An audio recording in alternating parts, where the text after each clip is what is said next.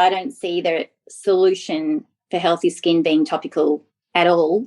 It's definitely, I think what appears at the skin level is probably the very last point of a long chain of events going on, you know, either deeply rooted in the gut or something skewed in your hormones. And the skin is just the last place for it to appear. And I think, if you use the type of products that are only going to suppress that, it's just an outward symptom of inner stuff.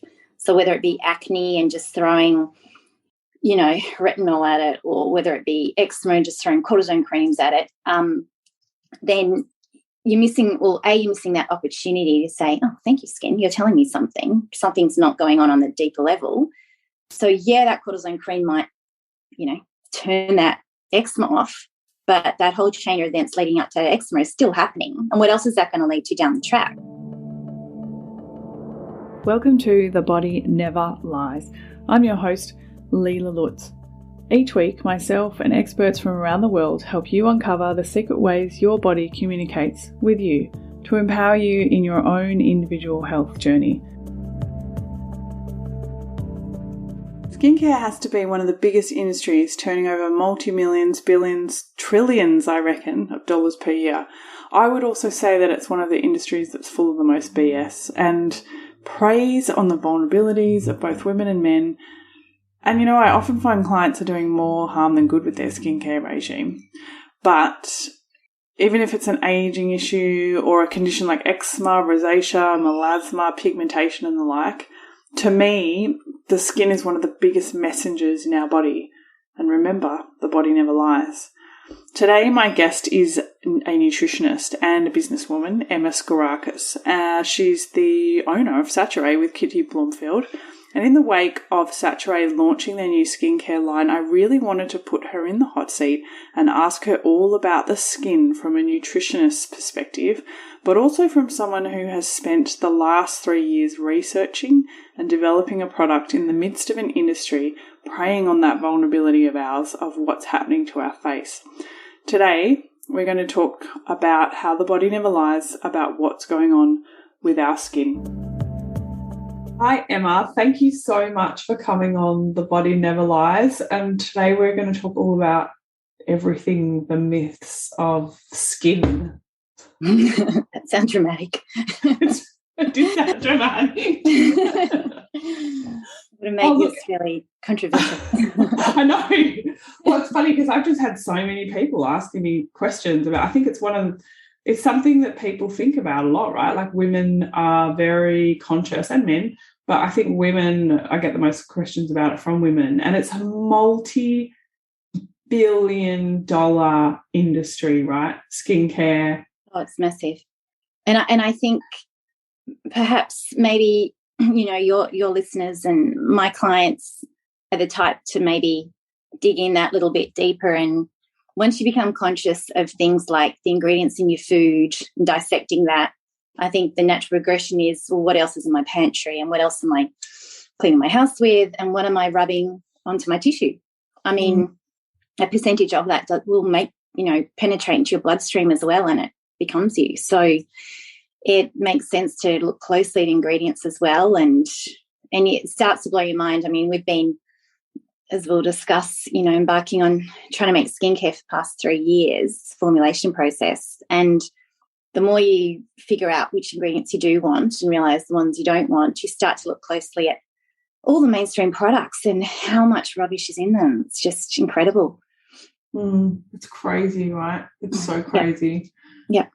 So what can I just get, because this is the first time that you've been on The Body Never Lies, can I just get a little bit of a backstory about you and how you came to be in the space that you're in today? The short version? Okay. The short version. Where do we begin? I picked up my first book about nutrition when I was 8 or 9, when I had sort of gut issues as a baby and always sort of was quite unsettled. And a naturopath instilled in me that you are what you eat. And I thought that was just mind-blowing as a little girl.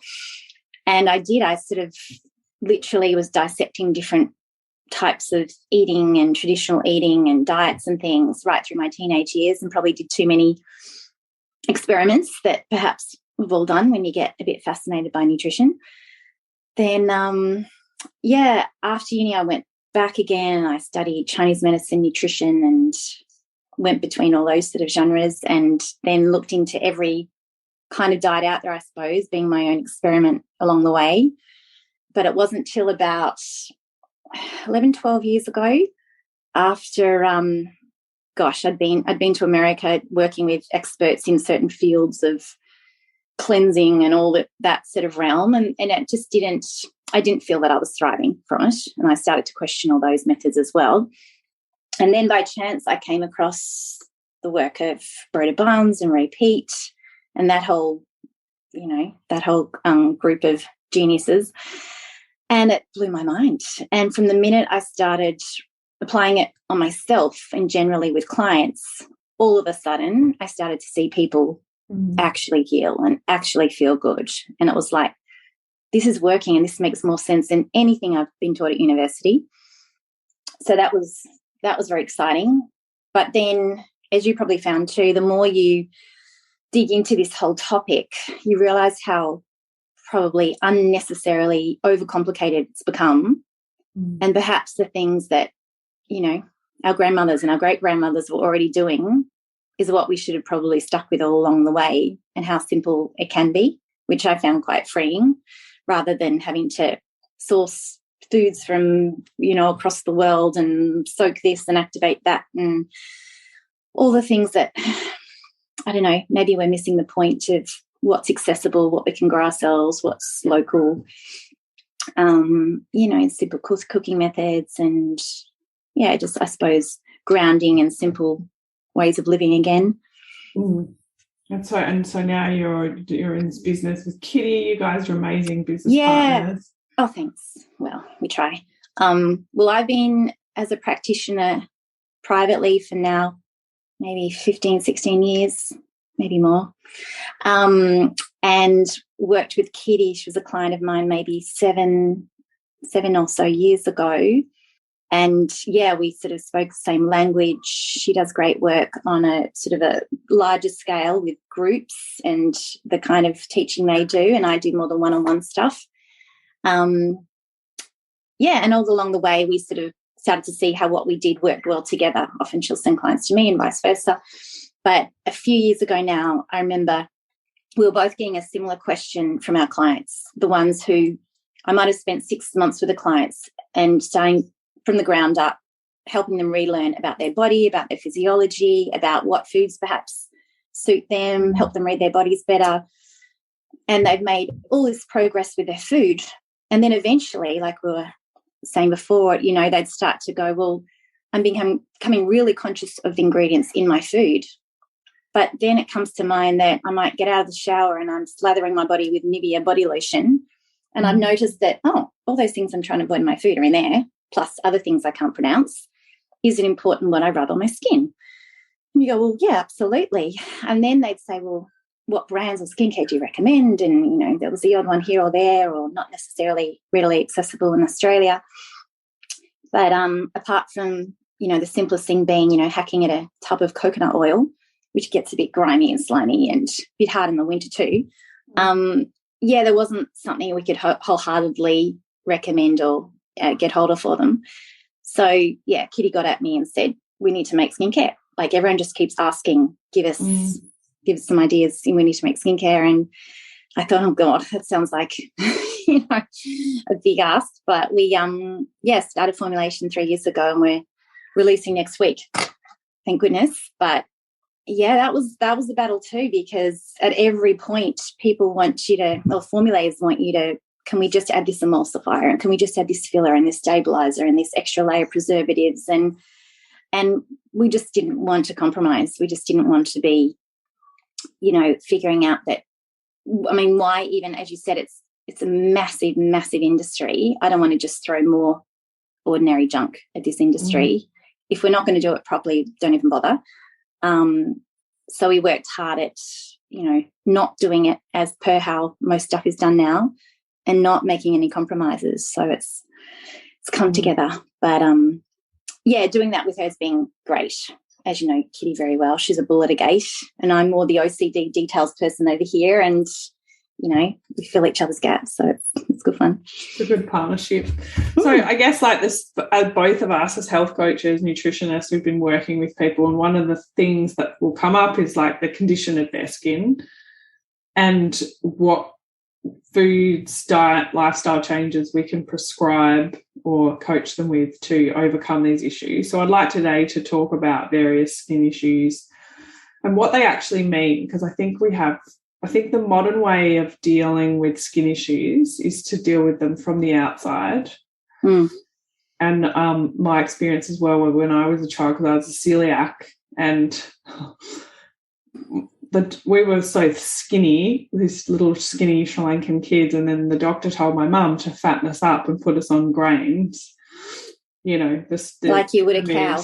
Yeah, exactly. Yeah, pretty much. So all of a sudden we'd gone from eating this pure Asian diet of, rice and broth and the perfect diet. We did need a bit more food. We didn't have a lot of money when I was growing up, but we didn't need different food. We just needed more food. So we went from this Asian diet to eating this gluten-based diet, basically, and then I developed... Oh, you didn't realise you were celiac at the time, or the doctor? No. Oh. Well, when we were kids, I don't think it really was a thing. It wasn't really a thing, probably, yeah. And then I had this awful eczema and psoriasis all up and down my arms, for which they prescribed steroidal creams, which kept it at bay. And obviously I didn't find out I was celiac until I was in my 20s, because it wasn't a thing.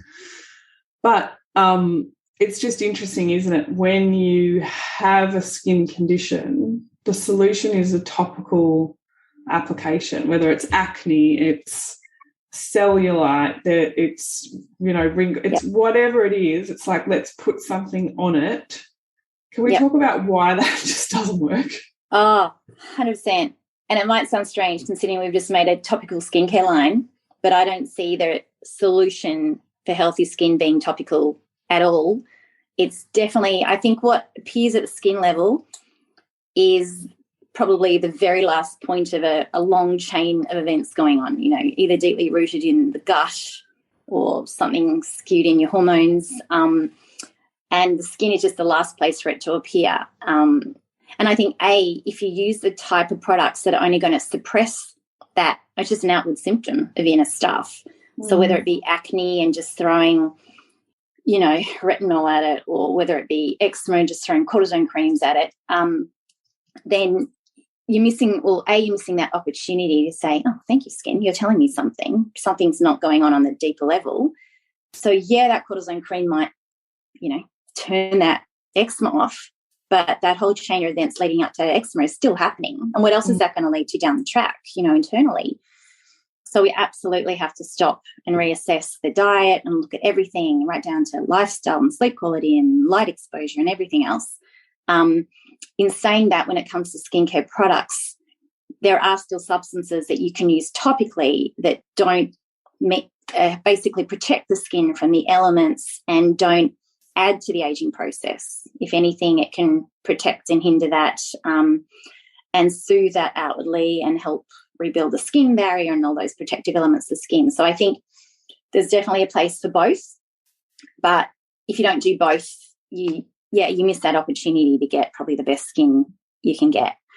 So they're all multifaceted, and I don't think there's one short list you can say, here's the best foods for acne and here's the best foods to not get breakouts or soften your wrinkles. But for each one, it's an individual, which is why I work with people one-on-one, generally 3 months at a minimum, and to just go back to a blank canvas and figure out what's going on internally and read their collection of symptoms. With the acne, it quite commonly stems back to SIBO, or small intestinal bacterial overgrowth, but even that stems from something else. Was it originally hypothyroidism leading to lowered stomach acid, which allowed the bacterial overgrowth to occur, which led to endotoxin serotonin buildup and then accumulated estrogen and that sort of whole pathway, whether it be even stress-related, which again lowers stomach acid activity, enzyme secretion, halters the whole digestive flow. It could just be eating too many of the not so easily digestible foods, which tend to be the health foods, of our generation, don't they? The raw crunchy salads and the nuts and seeds and too many, grains as well. And again, if food isn't digested really efficiently, broken down to its minute particles and, the nutrition access from it, and there's too much debris or cellulose or stuff that can feed bacteria but doesn't feed us. Again, bacterial overgrowth and inflammation and literal irritation and damage to the intestinal wall. So, yeah, all those things we looked at to decipher what is the root cause of your acne in particular. And I rarely see the same kind of thing playing out in more than a few individuals. It's usually a combination of things. It could have been too many years on the pill. It could be, you even see now people when they talk about their health history, their symptoms going so far back that you realise perhaps they were babies born to estrogen-dominant mothers and they had the brunt of the dump of estrogen from mum, and then they're on the back foot from day one. They were menstruating far too early in life, and then it was just that cascade that happened thereafter, and perhaps they need support on that level, for a long, long period of time. But it's always multifaceted. But I think quite quickly you can start to, when you bring it back to the simplicity of things, I think, and you start to go, hang on, let's look at the food we're eating. When I eat that food, do I feel calm, warm? Do I sleep well? I have, I'm totally asymptomatic digestively. Things just seem to be going down and going through, no problem whatsoever.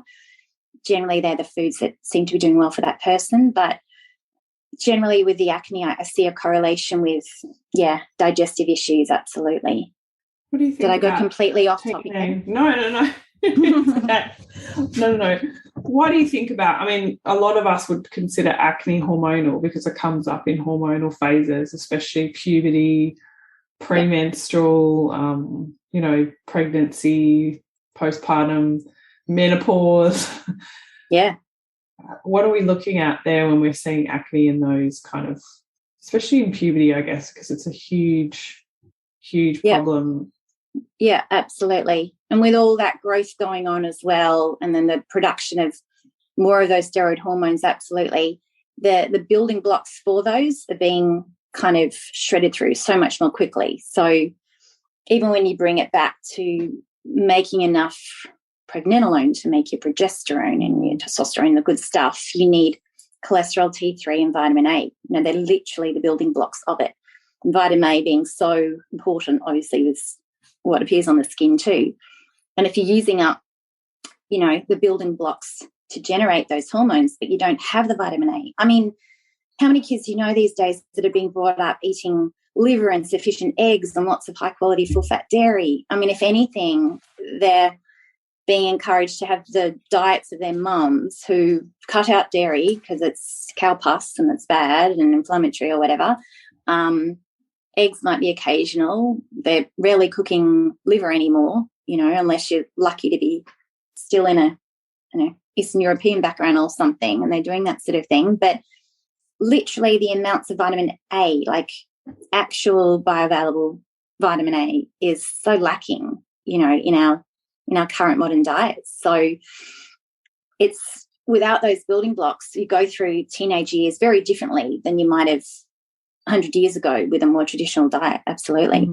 And even in the healthy kind of states, right? Like I'm still surprised by, and this is no criticism to anyone listening, but the ideas of like what you should feed your baby, and you and I, we're going to do a whole episode on what we should be feeding kids and stuff like that. But I started Shanti on liver, was one of her first foods, and egg yolk. Whereas I'm watching most of my girlfriends, and no criticism to them whatsoever, because this is what they're being told to do by doctors and paediatricians and all that sort of stuff. But it's mostly it's a vegetable-based diet. And I actually didn't feed my child any vegetables other than root vegetables. She's only just now, she's almost 5, started wanting to eat vegetables. So I think it's really interesting, like you say. I was brought up eating liver on a traditional Asian diet until the doctor told my mum that it wasn't good for us. But Oh, shame. Yeah, I know, right? But it was one of the first foods that I gave my daughter. And it's just so interesting that, this is such a fundamental part of how we develop and how we'll go through puberty and definitely all of that stuff, right? And it's not just what we do in those teenage years, it's what you've done as a 2, 3, 4-year-old. It's absolutely stems right back. I mean, it goes even back generationally, what your constitution's going to be like. But I know I did that for my kids too, and I used to almost gag watching them pound down bits of brown liver, not even hiding it. They were just inhaling the stuff, and I had to pretty mine up with some nice sweet onion and, do nice things to it because I wasn't familiar to my palate either. But although when they got to 3 or 4, they all of a sudden decided, we don't like this anymore. I'm like, damn it. But I figure I got it in those initial years, which is pretty formative and important, and perhaps one day they'll try it again and go, oh, this is familiar. I'll take back to this again. Yeah. But I know you see what's being recommended out there and it's like, oh, God. And then we can go down the whole route of sugars being so terrifying for children, and perhaps their need for sugar is astronomical, in the right forms. Low blood sugar, I mean, that's a massive trigger of stress too, and we can, bring that back to stress cascades as well, and especially with brain growth, and their brain is physically growing exponentially and what they're taking in every day, and the brain requires so much glucose. But what do we say? We say sugar in kids is a bad thing, and, actually pull it away from them when their instinct is correct. And there's such a push for, like, grains and legumes for children as well. Well, I mean, it's just, I don't know. I think you've got to look at each thing sort of individually and look at it for what it is and what it actually gives us and what it's made up of, and go, does this actually make sense digestively? I mean, perhaps they're a famine food, when you couldn't access the fresh eggs and kill the beast, and you were living in a village and they're, I don't know, middle of winter, and they could be stored readily. And yes, they're fuel to keep you going in times of need, but I wouldn't call them foods for thriving. But the fact that most people eat legumes and beans and fart, I mean, that's got to tell you something, that maybe there's a battle going on internally and they're not just supremely digestible.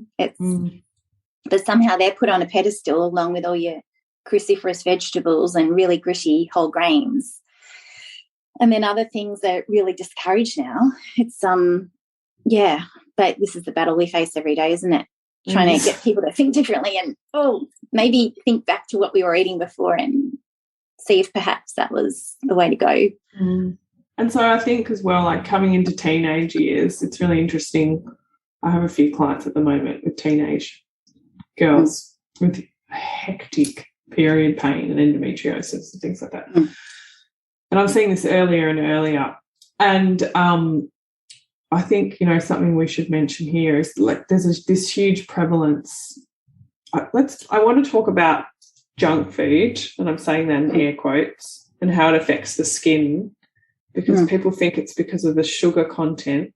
But let's talk about what it actually is that's driving these all kinds of health issues, but obviously we're focusing on skin today, and I think this is a big thing for teenagers, why they're experiencing such hormonal imbalances, constantly eating from the tuck shop where, and of course I'm not saying teenagers can't ever eat junk food, like, you're human, but, we've just got to teach our kids to be in balance. But I also want to get clear with the messaging that parents are giving their kids. It's not the sugar in the junk food. Can you talk about what it is in this junk is it. food? I mean, there's so many nasty ingredients in a lot of these foods, but for whatever reason, we just pick out the cane sugar and go, oh, that must be the culprit, rather than, all the industrial seed oils and the highly refined grains and the preservatives and colours and so many chemical additives. But no, we demonise the sugar.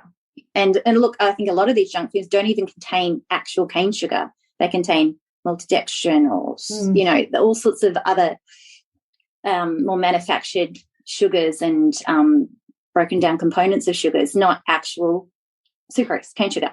So why is that the biggest baddie amongst a plethora of ingredients? We should look at everything else.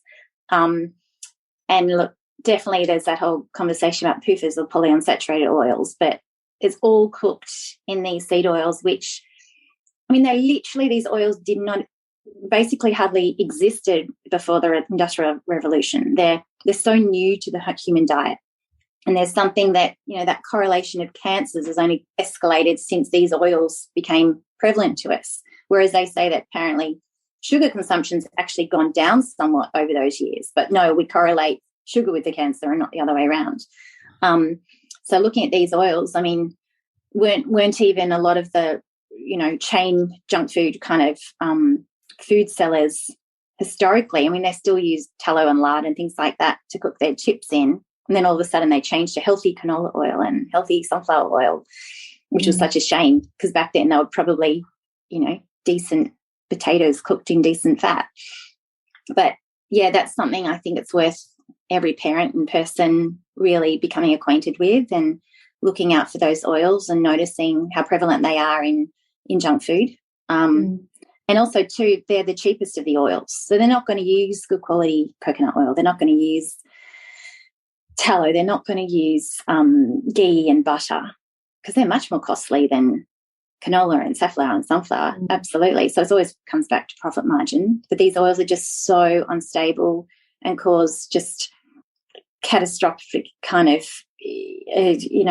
mess hormonally. Again, another reason for that endotoxin accumulation in the gut, in the elevated nitric oxide going on, and then that creates the liver burden and that creates that accumulation of estrogen, and then, from there on, absolutely. That acne getting worse and worse and worse. And, of course, well, exactly. And like you said, they're the years that perhaps even if mum did a fairly good job when they were little to feed them home-cooked food and, good simple stuff, that's the age I'll start going out with friends and start getting more access to whatever food they want, and it's sort of out of your control a little bit. And so there's going to be more of those ingredients coming in, I suppose. But, yeah, it's just worth, I suppose, instilling in them, an appreciation for good fats and oils. But like you said, we've got to live in the real world too, and you're going to go out and eat hamburgers and chips sometimes and enjoy it and not stress about it. But perhaps that main meal of your day, coming home to, noticing the difference when you have proper food cooked in solid, stable fats as well. And the other thing, I guess, is the flip side of that is that if, again, we're having, because you can have what people look at as healthy oils at home, and they're having more of a diet that's, more kind of plant-based, because this is like just being constantly pushed at us now, right? Yep. Oh, yeah. Constantly pushed us, like meatless Monday, like, I don't know, all this kind of stuff. It's been kind of thrown down our necks that we need to eat less meat. Then the opposite of that, what happens is that people are then, again, going into the more legumes, a lot more vegetables, So I can see I've had clients on the flip side who actually have skin issues and they're eating more of a plant-based diet. Can you talk a little bit about that? Yeah, absolutely. I mean, you look at the cellulotic structure of the cells in particularly raw and undercooked vegetables, but I mean, cellulose being the cell wall of these foods, it's kind of like concrete to our digestive tract. And we don't make cellulase, that enzyme that breaks down cellulose. So it's not something that gels digestively for us. Again, more likely to feed bacteria than it will feed us, unless you're going to do to it what your grandmother might have done, cook those vegetables to death, slather them in bacon grease or butter or something, plenty of salt, actually make them taste half decent, or melted cheese or something, and those saturated fats are going to buffer, a lot of those more irritating fibres, but also you've literally broken down the cell structure. So you've actually got half a chance of getting nutrition from within those cells. So again, cooking methods, they're important because some of these foods can be, they can provide some nutrients definitely, but they have to be prepared correctly so that we have a chance of digesting them. And then coming back to sort of the animal foods, I mean, in plant matter, there is no vitamin A. Like there isn't. There's, beta-carotene, which a very healthy functioning liver might be able to convert into bioavailable, vitamin A.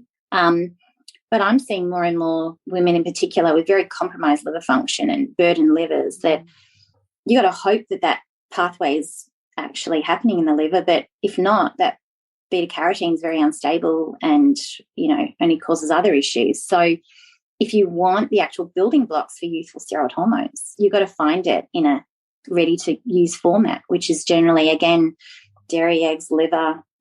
And it's unsurpassed in liver. Like, there's no other food like it.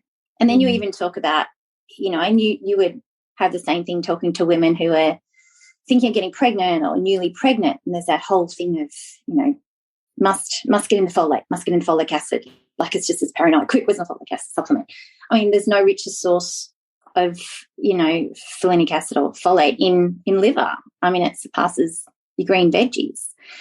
So it's just, I guess it's been well marketed, this whole push for that sort of vegan slant or, vegetables are king. But I don't know, you've got to come at it with a critical thinking mind and going, take the marketing away from it, take all the loveliness of these sort of, clean diets away, or whatever celebrities attached to it, or whatever it is you pull to go that way, and actually look at it for what it is. A big turning point for myself, when I'd already worked with clients for, 8 or so years, and then just seeing that, women in particular, they come to you with these certain issues, and you'd recommend what's been recommended to you by your lecturers at university. This is how you get people to eat, and eat more salads, more salmon, take your fish oil, discourage the saturated fats, and, cut back on dairy, the usual kind of more naturopathic approach, I suppose.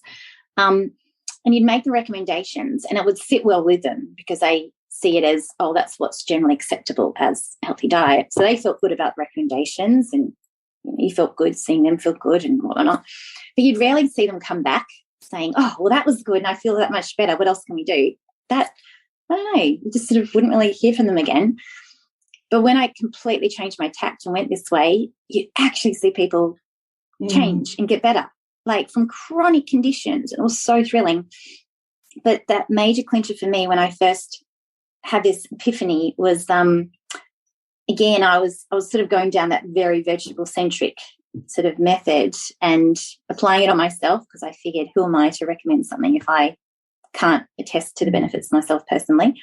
And I wasn't noticing benefits, if anything, and I'm very small-framed.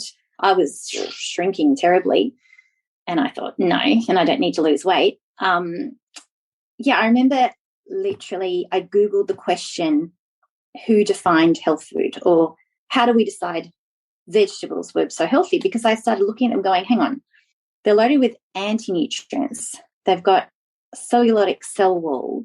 They have all the elements that literally oppose digestion.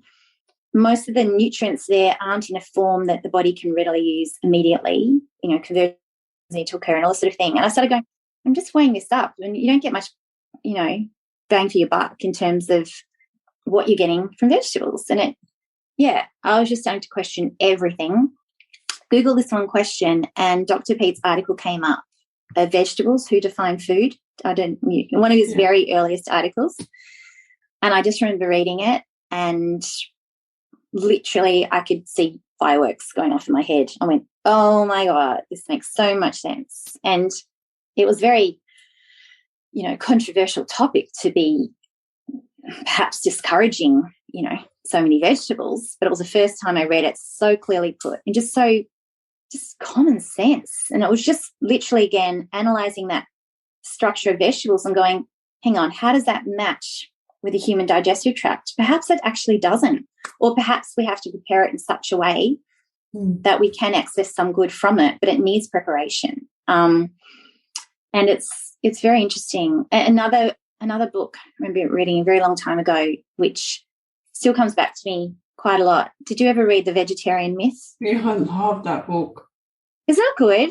I mean, I must say, you get to the final bit, she gives her recommendation on food, and then she goes back to legumes and things, which I sort of question. But I love the visual, which I hadn't seen done in any other generic kind of nutritional textbook even, where she compares the digestive tract of humans, cows, rodents, birds, and how incredibly different they all are. Mm. And here we are actually trying to encourage, you know, rabbit food to humans. We have nothing in common digestively. A cow can thrive off eating grass and leafy bits, but they have to munch on that stuff all day long to get enough fuel. B, they rechew their cud a few times. I don't do that. Don't know about you. They have up to 4 stomachs. They secrete cellulase, which breaks down cellulose. We can't do that.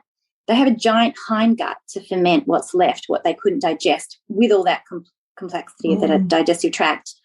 Then they still fart a lot, but they have an ability to extract nutrients from grass that we can't. Then, by some miraculous way, they can take PUFAs or polyunsaturated oils and saturate them, making them stable. And then they secrete this beautiful milk, which takes the elements of that, converts them into more bioavailable forms. And aren't we lucky that we can say, excuse me, cow, can I please have some of your milk? It's done all that work for us. And we can access that nutrients that way. The human digestive tract is so simple. It's so basic in comparison to most animals. But in comparison, we have a much larger brain by ratio of our digestive complexity. So then you start to realize, so for us to access the best food for us, perhaps we need to use this first, whether it be to catch the food or prepare it or cook it or apply heat to it or do things to it to then ingest it and get the best from it. Whereas those animals with very intelligent digestion, much tiny brains, so they need that complexity so they can just like eat the stuff that's right there and not do things to it. Anyway, that's just my take on it. But I loved that element of that book because it was just like, yeah, it's just, I don't know, all those clues are right there in front of us. And we, even just by, you know, looking closely at the types of enzymes we naturally secrete as humans, there's all the clues there. Like we even secrete an enzyme that breaks down cartilage and things that, so maybe we're not meant to be vegan. We secrete, when we're healthy, lactase, you know, even as adults. So perhaps, you know, the dairy thing makes sense for us.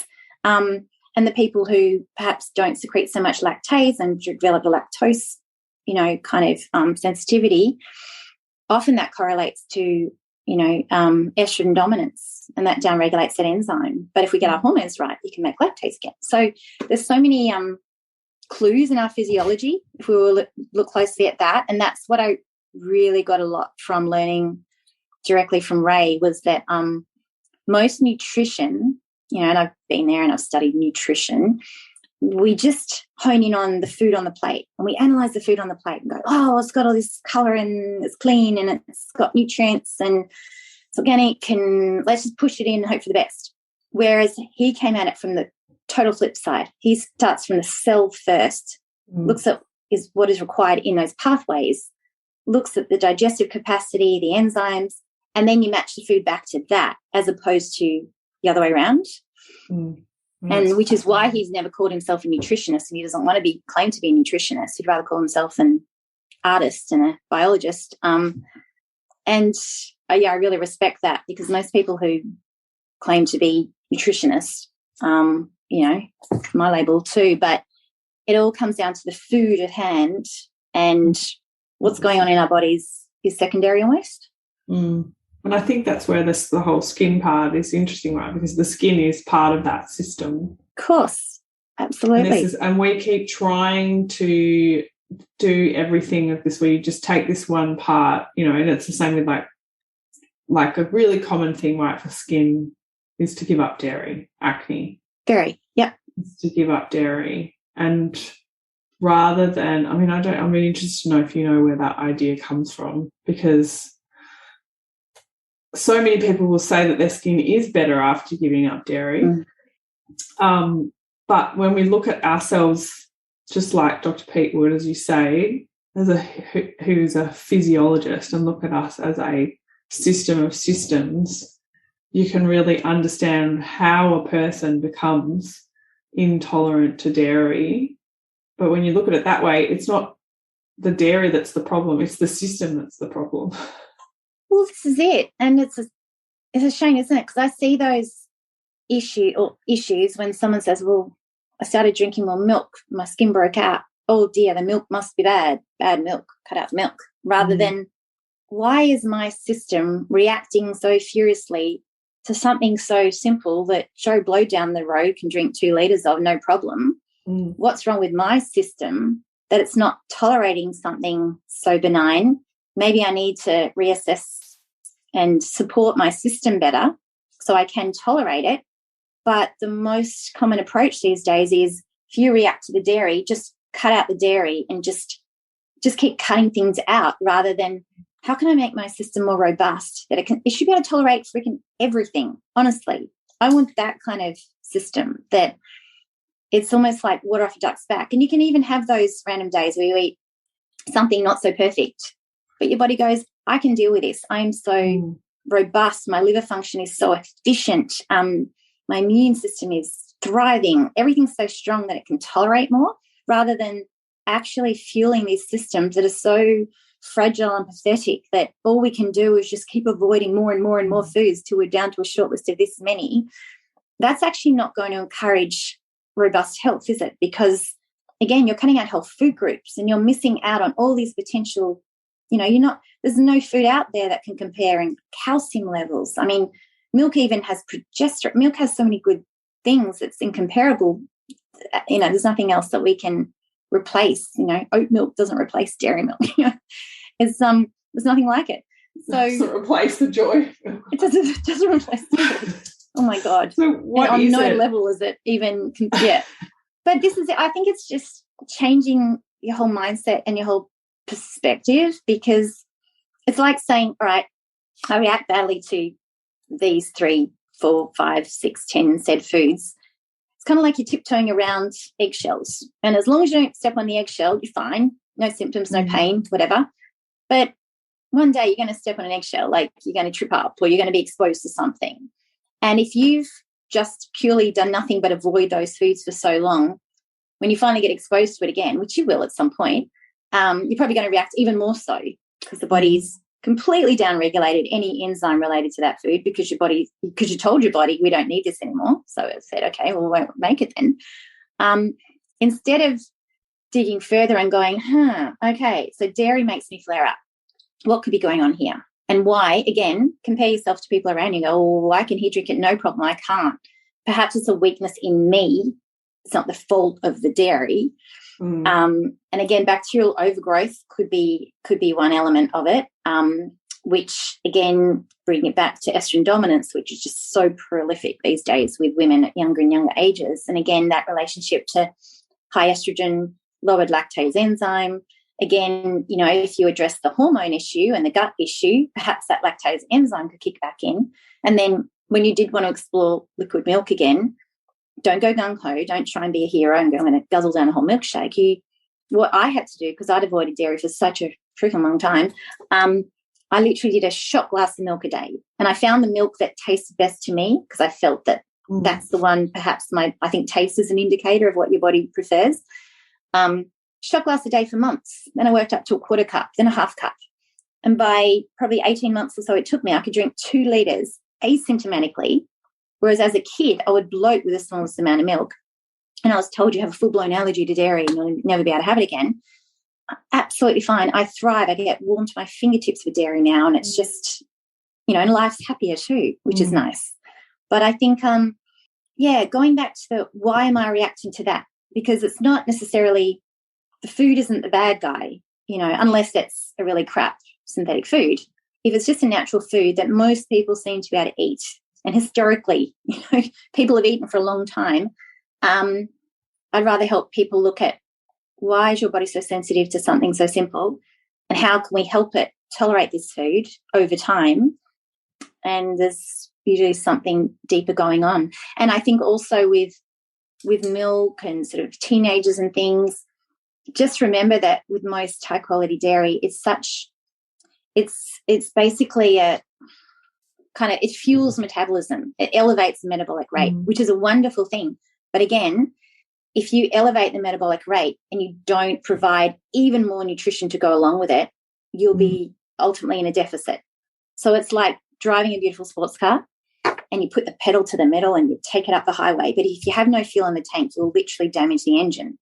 So when if you want to have a high metabolic rate and eat the foods that elevate metabolism, it's almost like you have to commit to, I'm also going to eat more regularly. I'm going to eat more nutrient-dense foods. I've got to really commit to eating the liver, the oysters, the things that have that much more complexity and more minerals, more of the fat-soluble vitamins and things like that to meet the needs of having a high metabolic rate. Because if you don't, you're going to show up with a vitamin A deficit, acne. You're going to perhaps, inflammatory issues might flare up again, and eczema or things like that. So that's another theory there.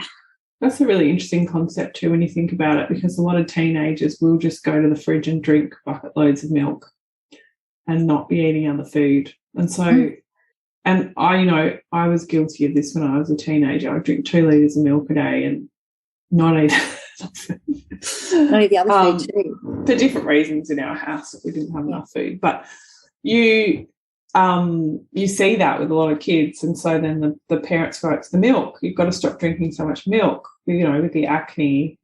It's so interesting. And an interesting thought, I think, as well, when you hear about people who've gone pro-metabolic. I'm going to say that in air quotes, because everybody assumes that going pro-metabolic is a thing.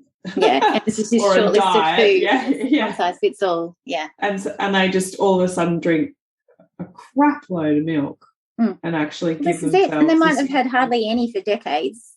And then they go, apparently it's good to have a lot of milk, and they're pushing 2 litres a day. It's like, no, be kind, like allow your body to adjust, and you're making pretty big changes all of a sudden. That's a stress to the body too. Like if you're reintroducing foods that have been foreign for a long time, you got to allow the body to adjust. But we all want the quick fix, and we all want instant gratification. We all just want it now. I want those benefits right now. The more the better. It's tiring, and you've just got to consider it's been a very long time since I've drunk a lot of milk, so let's introduce it little by little. And maybe in the meantime. Oh, sorry. I heard Ray once say that it was good to have, like you said, a shot glass, but with a piece of meat, or have it with a meal, not, especially grass-fed beef. Yeah.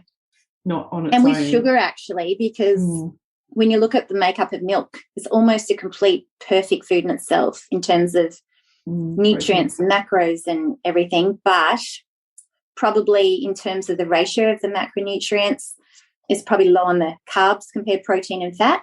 So adding sugar to milk can make the difference to people who weren't tolerating liquid milk. And I've seen it's people who literally will turn into a chocolate milk or a sweetened coffee, or just add sugar or maple syrup to the milk, pinch of salt, and then you've got a more ideal ratio of everything, and in itself it becomes almost a full meal. But look, there's another issue. I mean, it's such a personal thing, but people who might have a highly irritated gut and manufacturing too much serotonin at the gut level, if they go for a predominantly liquid-based diet, or they're just trying to guzzle down milk and orange juice because that's what we're meant to do apparently, too much liquid can elevate the serotonin further without enough solids. So maybe it wasn't even just the milk per se, it was just that they're guzzling a lot of calories in liquid form, and maybe they needed to 100%. Swap out some milk with some cheese or something. It's so many factors, which is why I feel when I work with clients, I really can't help them make a profound difference till we've done a long period of time together, because it's all very well I might, give them some recommendations based on what they're doing at the beginning and let them go off for a few weeks and put that into practice, but we really won't know what works for their bodies individually until we see the ramifications of those changes. And they might come back and go, oh, that made a difference, but no, it doesn't sit well with me. Or, suddenly my period's regulating, or it's gotten shorter. Or you just don't know. You've got to see how the body responds, and then you make more tweaks, see how it responds.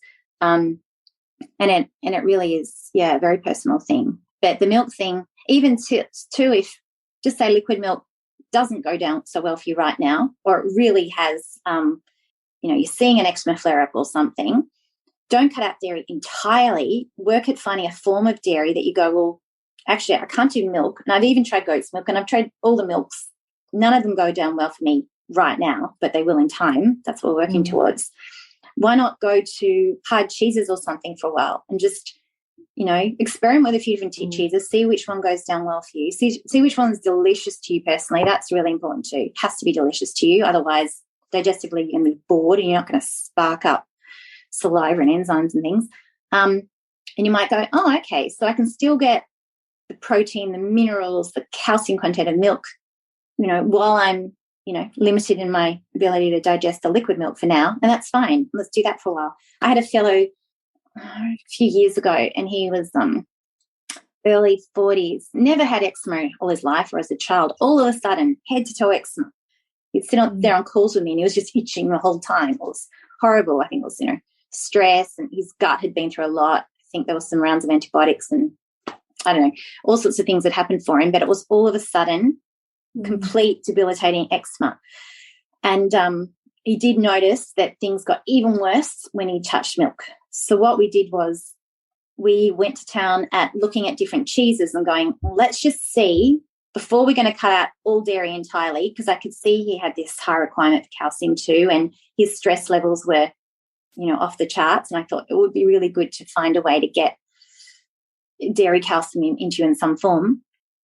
Turned out those hardened mozzarella cheese balls, that was the one. Parmesan he couldn't do either. I think there was a bit of a histamine thing going on there.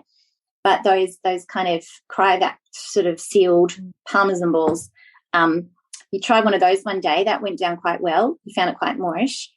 In the end, after several months, he could eat an entire Parmesan cheese ball a day and everything else. And on our last consult, he had one spot of eczema on his thumb.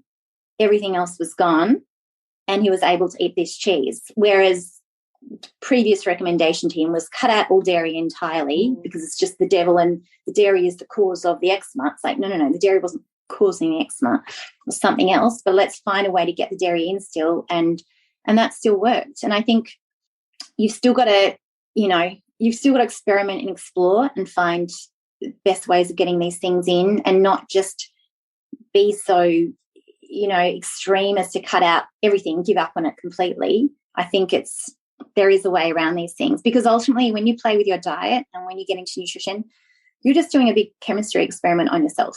Be it good chemicals, but we're playing with chemistry, and you won't know the outcome of an experiment till you try something, notice, observe symptoms, and perhaps, it might be something that make you thrive, or it might be something that cause you issues, but you just, you've got to kind of do these experiments. I think the thing is everyone's so complex as well, right? Like, totally. I'm never given the same instructions for one person, as another person. Like, I've had many people with dairy intolerances, I say that in air quotes, but I've never given them the same strategy to overcome that dairy issue. Exactly. So it's, and the stress is the big one, right? Because especially when you're talking about teenagers, I'm so glad that I didn't grow up right now. Oh my God. Teenagers now, I think particularly. Yeah. Yeah, and we've just been through like the worst. I think, the last 3 years, you're in Melbourne, that would have been the worst time to be a teenager, apart from living in a war. It would be the worst time to be a teenager. And so we really have to factor in stress as an issue, and this whole thing of like being a teenager is all about your tribal associations and like disconnecting yourself from your parents and reaffirming yourself with other people outside of your family. So, we're stuck in this whole thing of social media and compare and despair, and every, plucked, sucked, plumped, filtered person on Instagram. I think that stress for our kids is a huge, huge, huge factor. Massive. Oh, and even the parents of those teenagers, seeing them go through this, and you want to protect them from it, but how do you disconnect them from social media, and how do you or offer advice like, no, Mum, you're not cool, Mum. It's so horrific. Much too. I mean, I'm kind of dreading what's going to happen for us when our kids are teenagers, Emma, because I'm already paying attention to what you have to do. Get your kid's phone and check it every day. And, you know, I had a great expert on the podcast, Dr. Christie, and she was talking about, you know, make sure everyone puts their phone in the charging dock at a certain time to get a massive, you know, board and have all the phone charged there, and everyone's phone goes there at 7 o'clock at night and no one's allowed to touch it until 7 in the morning. Like, imagine trying to keep that. Even now. Keep that rule. You know, because it's true. Like, when every client that I speak to whose teenager has issues, they're on screens till, you know, really late at night, like, just like, and this hyper stress world is just out of control now. So I think this is something, you know, that we can't take for granted. I think, well, it's the biggest thing. And the thing is, obviously my realm is food and trying to help people with food and nutrients, but if stress is chronic, not even the food will cut it. You know, like, stress is bigger than everything. You know, cortisol is what kills you in the end. You know, if that is pumping, you will not be able to sufficiently make those opposing, what we call the more youth-associated hormones. You just cannot. Cortisol will use up your nutrients. It will, you know, use up every bit of blood sugar you need to get to your brain. It will destroy your mood. It will, you know, literally catabolize your tissue. You eat yourself up. Like, it's just, if you haven't dealt with the stress, good luck trying to make changes just with diet. Like, it literally is, you know, and we talk about, you know, skin and wanting to have more youthful skin, and cortisol just, you know, rip into your skin and age you. You know, you see people who go through a massively stressful situation and they like age 10 years in a few months. Like, it's just, it's so important to address, and it's the biggest factor. And I think it comes down to, for each individual, what is that thing that brings you joy and gets you not thinking of checking your phone and just gets you giggling and relaxed, and do more of that, you know. And it's, for everyone, it's not meditation or a yoga class. It's so many different things, but we've got to find a way, and with our kids too, to try and encourage that, you know, try to make learning fun, not stressful, try to somehow buffer all the things going on right now all around us, and not have them bombarded with it and bogged down by it. They shouldn't have to be. Like, remember us as kids, we just got to play outside, and it was all pretty, I don't know, just there's too much being thrown at them. Don't come home till dinner time. Exactly. And have an adventure along the way and get messy. And now it's all too, we're paranoid to send them out, paranoid to get them, I don't know. It's just, yeah, it's really sad. And how we navigate these times as parents is, I just don't know what to do. But it's, I guess, taking it day by day, that, yeah, really finding those things that just, yeah, I think getting back to some fun, absolutely, because that's the only thing to really offset chronic stress and anxiety, you know, just a bit more lightheartedness. Yeah. So coming back to skin, I think eczema is an interesting one, right? Because I mean, I guess I hope we've kind of touched up enough on acne for people. Like, we can really look. We'll go to as well. I did an article with Georgie, your listeners know very well, I'm sure. Yeah. Exploring quite deeply the topic of acne, and I create a bit of a visual flow chart if you're more of a visual learner like I am. But you know, perhaps put a link to that, because I think you summarise things really well. But maybe just as a last note on acne, just remember, acne is not actually an issue of the skin, if that makes any sense.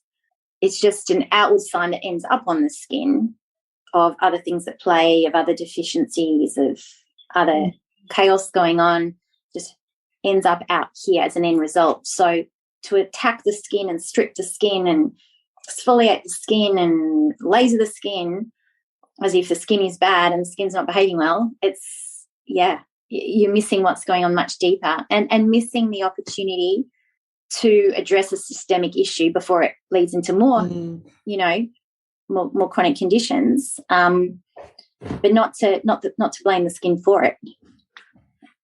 I think it's interesting as well, because I notice, like, with women my age, right? So I'm in my 40s, getting acne now, and then there's all getting things like microdermabrasion and like all this needling and stuff to get rid of this acne. And they're like, come out of these treatments going, my skin looks amazing, all my acne is gone. And I guess, like, I kind of scares me a little bit, because I think of how that works, and you've probably done a lot of research into this, but my understanding of those things is that the treatment, whatever it is, whether it's exfoliation, microdermabrasion, needling, whatever it is, damages the skin, and then the body sends a stress response to the skin to repair the skin. So you're creating a stress. So you're actually irritating it further, and then you're asking your body to produce more stress hormones. Absolutely. 100%. So that just makes no sense to me. No. So then how often can we do that, Emma, before our face just goes, you know what? Even I was getting, there was a period of time last year, there must have been some new technologies coming out or something, but I got a few questions from clients about, was it microneedling and all those sort of needling tools and things like that. So I was looking into it when people said, well, it actually does make my skin seem smoother, and like, how could it be a bad thing? When you look at it closely and how it works, literally. I have to ask you to sit in the middle. Oh, sorry. I'm drifting off. You're drifting off to the side. But you're doing these minute little punctures. You're literally causing little tiny wounds, evenly over the skin. But what that smoothness that results, after the horrible redness and the whatever happens, the bleeding and everything else, you're just creating a smooth scar all over your skin. When you get scar tissue, like if you had a really bad wound and you've got a forever scar there and it's sort of a bit rough and raised, but it's got that kind of shininess, at a lesser amount, you're doing that, but evenly over the skin. So you might kind of thicken the skin and toughen it, but only because you've literally created a smooth scar all over your face. You've damaged it. You've damaged it. Yeah. And it's just a healing response to the damage, but it's not like you've made your skin younger and you've made it healthier.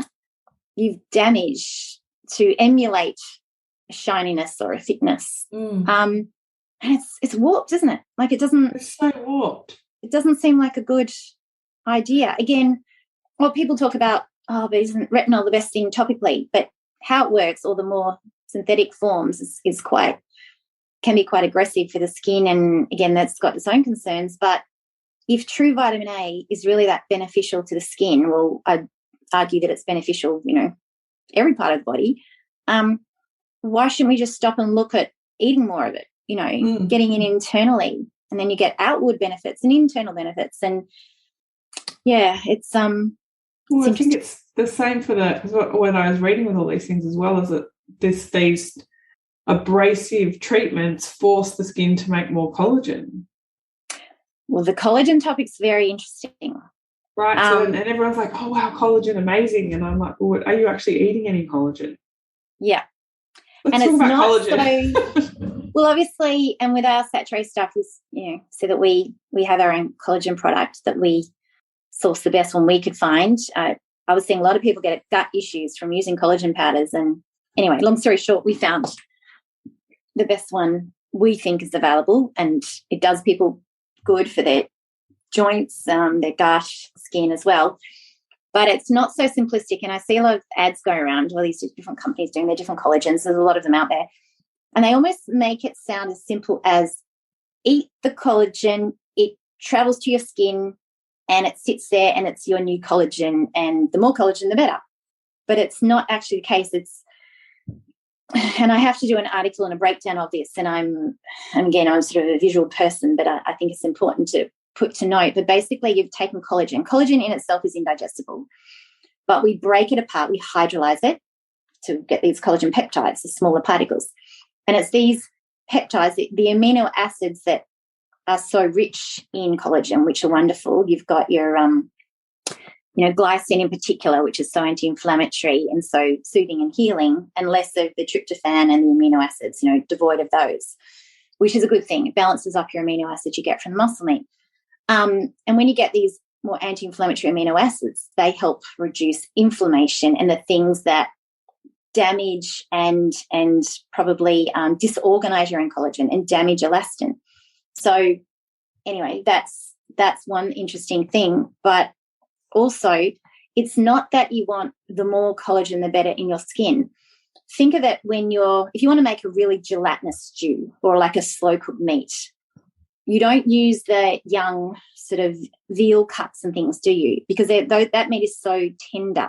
It's actually got less collagen in it. When you want the really sticky, you know, like the oxtail stews and the really gelatinous soups and casseroles you can make, you want those older tough cuts, don't you? Because the tougher the cut usually comes from the older animal. They've accumulated more collagen. But those, you know, the tougher and older animal doesn't look more youthful. It looks more wrinkled. It's more about you only need enough collagen. You want to basically manage the amount of collagen, but it's about organizing the collagen. So the older the skin gets, it actually has too much collagen in some parts. You get these different collagen deposits. Just structurally, it gets more chaotic. So the more collagen can actually lead to the more wrinkles.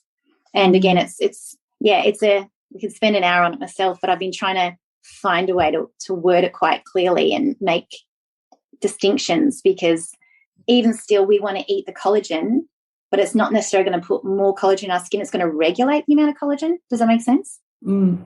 It's really quite fascinating, isn't it? So like making your skin produce more collagen at the surface level actually is going to make you age more.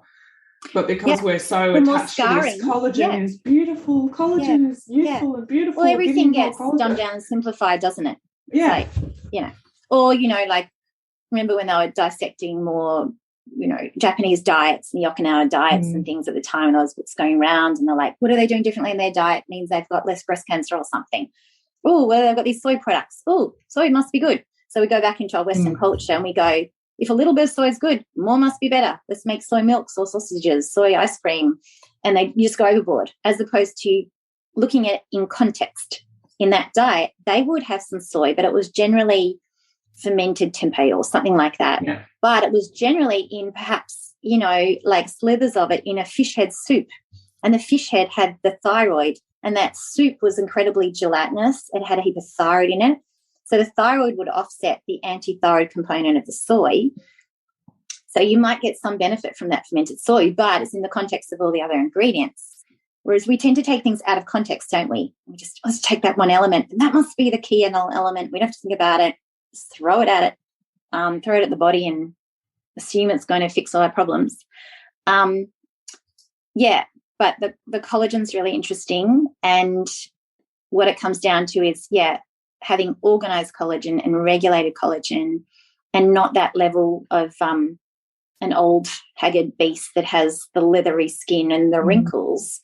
That's when too much collagen deposits sitting in the body. If anything, you want to, regulate collagen, elevate elastin.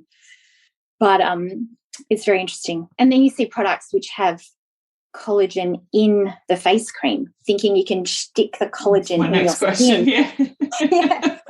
And I dug quite deeply into that, and from all the research I found, there was no evidence that putting collagen on topically makes any different to skin quality or somehow increases or regulates your own collagen at all. So that's why I didn't put collagen in our topical product. I'd rather you eat hydrolyzed collagen.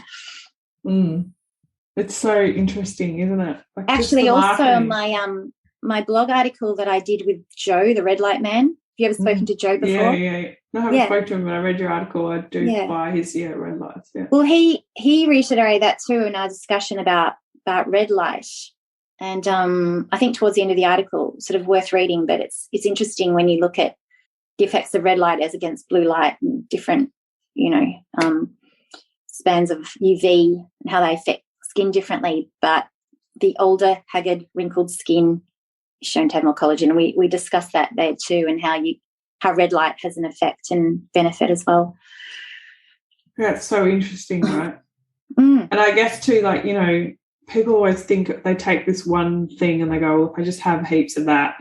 But if you're eating all this gelatin and collagen, but you're still only eating 1,000 calories a day. Yeah. Because let's face it, most of these women that are obsessed with their skin are also obsessed with their weight. Yeah. You're still going to cause that stress and free radical damage that's ultimately going to give you the skin. That's it. It's just to come back to balance as well. Or the diet could actually look quite perfect, but the person is so obsessed and stressed about keeping that diet perfect And someone asked them out for lunch, and they, but I couldn't because it was on the menu and I don't want to eat anything else apart from my perfect diet that I've measured and weighed and everything else. Yeah. I don't know. That person's living in a state of stress too. And what's the point of having perfect skin even if you did have it? You're not going to, I don't know, enjoy it. See it yeah. Or you're just going to keep pumping cortisol to override what good you might be able to manufacture. And, yeah, it's all the things. But again, you know, stress and sleep quality. Oh, my God. I mean, is there any better skin rejuvenation or age reversal, you know, treatment you could have than a really incredibly good night's sleep, uninterrupted, unbroken by babies or anything, bed early. It's just, yeah, if you do that every night and get healthy levels of, you know, natural light, keep stress down, you could probably keep diet pretty reasonably good without, you know, too many of the other details and be looking pretty good, I'd say. So I guess the other thing with like eczema, we're coming back to eczema, there's a huge, I mean, there's a huge thyroid component to eczema, right? Thyroid and an inflamed and damaged intestinal tract. You know, I'd sort of see the integrity of the intestinal tract or the state it's in sort of comparable to the outward skin perhaps. But, yeah, generally when thyroid is low, that generally leads to the intestine being more compromised, definitely. And I'm not saying everyone go out and take thyroid hormone. I'm talking no, the state of supporting your thyroid. Although in saying that, you know, 100 years ago, we would have been getting thyroid in our food very readily. They would have used all the bits and leftovers in our sausages and our chicken soup. The thyroid would have been attached to the chicken's neck still. So that soup was literally medicine, like incredible stuff. But now by law, the chicken farmers have to dump the thyroids, either give them to the pharmaceutical industry or destroy them. We're not using all those bits, so we don't. And on top of that, if they're not getting in dairy and things that have those sort of components, there's no thyroid in our food, and we probably need it more than ever before. So we're just really on the back foot. We are on the back foot, aren't we? But, yeah, I think what I mean when I say about thyroid is making sure that you have enough protein, fats, carbs, calories, you know, eating at the right frequency. We're not and fasting, sugar. Skipping meals and, enough glucose. Well, if you don't, and that's it, and not enough glucose. Your thyroid predominantly makes, as you know, T4, inactive thyroid hormone. But if you're going to make it into the active stuff, what is it? 80% of that happens in the liver. And if the liver's generated and energized by glucose and having, ample protein, and most women I see aren't getting enough protein. It actually takes a concerted effort, doesn't it, to get enough protein? It's huge. It's actually hard work for people. The biggest, and especially in the clean eating, don't you think? Like in the clean eating, it's almost. Oh, don't you love that term? And I'm not talking about vegetarians. I'm just talking about people who say, I don't eat any packaged or processed food. I just eat natural food. So, you know, so I'm just eating meat and vegetables and stuff. They actually have really struggled to hit their protein. Absolutely. It's it's sort of a chronic thing. And then, I mean, I think the added proteins can be helpful in that regard, particularly if they only have so much appetite and they can't force down another steak or another bowl of chicken soup. You know, it's sort of limited how much we can get in them, but perhaps the hydrolyzed collagen and things like casein can be super helpful that way. You can just kind of spike your food with more of it. But, there's no getting away with a lack of protein. No. What about wrinkles? Can we really use small lines are good? Why can't we embrace those? Well, you know, this is really funny, right? Because we're so bloody obsessed with this eternal youth. And, you know, I'm not going to be the one to say it. I'm just going to, I dye my roots, okay? They're grey. I don't like them. So I'm not going to say, you know, exactly right. I'm not going to sit here and go, you should just let nature take over and, you know, and I like to wear makeup and, you know, there's certain things that people like to do. But at some point we've just got to go, well, you are going to get wrinkles. Like it's part of getting older. But do you think is there something that influences them getting them earlier? Is there, you know, Yeah, definitely. Yeah, I think it's the lack of all the simple traditional foods we've been talking about all along, absolutely. But I think it's stress and sleep. That's another massive factor. But, yeah, that sort of gelatinous component is generally lacking in our, current modern diet anyway. It was something that everything was riddled with gelatin back in the day. You wouldn't have gone to the butcher and just bought the lean fillet steak and the lean chicken breast. You would have bought the whole bird and stewed the whole thing up. You would have had the whole damn cow and the hooves and all the bits. Nothing was really wasted, or particularly in simpler kind of village life, I suppose. And even you look at traditional, like French cooking, the saucier was such an important part of the chef and his team, and you would always have a beautiful concentrated sauce. And it wasn't just using a kind of a Gravox powder. It was a reduction of a stock that was ended up getting thickened naturally because it was so, so jelly-like and so gelatinous and naturally have that thickness to it. So that would always accompany the muscle meat. So everything was balanced out, because muscle meat in isolation without the other bits, the bits from the hide and the cartilage and the bone and everything, is lacking that incredibly important glycine and proline and those anti-inflammatory factors. And again, when we start to eat more gelatinous foods, it's that collagen we're talking about, and regulating collagen is super important. So if you're not going to prepare food in such a way to embrace those really collagenous bits, then definitely a hydrolyzed collagen, or use conventional gelatin more often, make jellies and panna cottas and gummies and those sort of things. But I suppose addressing those key components that used to be in traditional cooking that just not there. Using all that stuff. It's a really biggie. I think an interesting one too is stretch marks. Stretch marks are very interesting, yes. But I think we've been led to believe that it's just a given. Oh, well, you're about to get pregnant, you're going to stretch, you're going to have stretch marks. And again, what fancy new creams out there that we can rub on that's going to prevent stretch mark, like it's an outward thing. Yeah.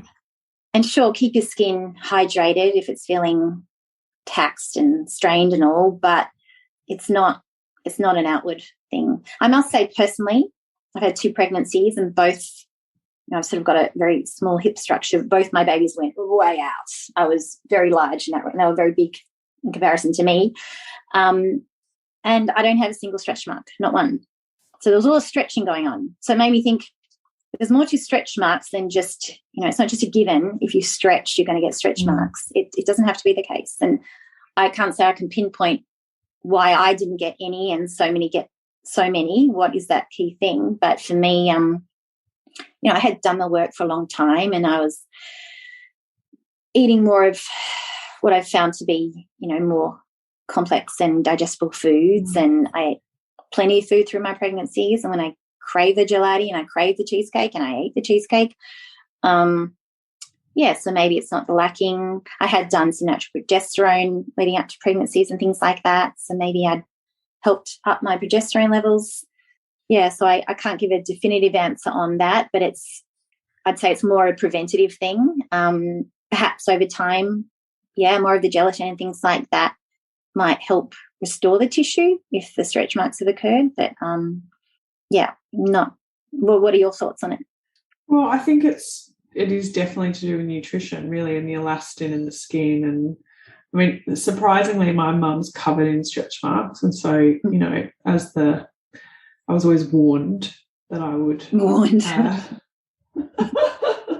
my mum was very tiny, teeny tiny, and had enormous me. And my enormous brother, for those like listening, my mum's 5 foot and I'm 5'9", so I was an enormous baby too. But she was covered in stretch marks after pregnancy. And I do not have a single stretch mark. Now, yes, I've only had one baby, but I think that I was doing, I've been eating liver and collagen and all those sort of things for years. You could say that my mum had that, but my mum didn't have a lot. She was starved a lot as a child, and then she was very stressed when she had us when she was pregnant, so she wouldn't have been eating properly. I know she's that person that doesn't eat, skips meals. when you have been starved, I think there's a trauma response. So when you go into any kind of trauma as an adult, you can go back into that place where you just can't eat and stuff like that. So I think for her, very different. So I think my philosophy on it is, yes, stress and nutrition play big factors. And those of you who follow me know that I've put on a lot of weight and lost a lot of weight, and I still don't have any stretch marks or any loose skin or anything like that. And I think probably losing weight slowly is a good definitely thing for that too, like not losing more than half a kilo a week. When you do, have a lot of weight to lose, will stop you from having that. If you just think about the changes in fascia when you have an extreme amount of weight loss, but then, you think about fascia and how copper dependent it is. And yeah, absolutely. Copper's a very important factor. So, whereas I have a diet rich in copper, and B vitamins and all that kind of stuff. So I think there's a lot to play in nutrition in terms of recovering from those types of things, excessive weight gain and pregnancy and stuff like that. So I definitely got them when I was a teenager, but I wasn't eating as well when I was a teenager. For when my hips got bigger, I've got some stretch marks on my hips.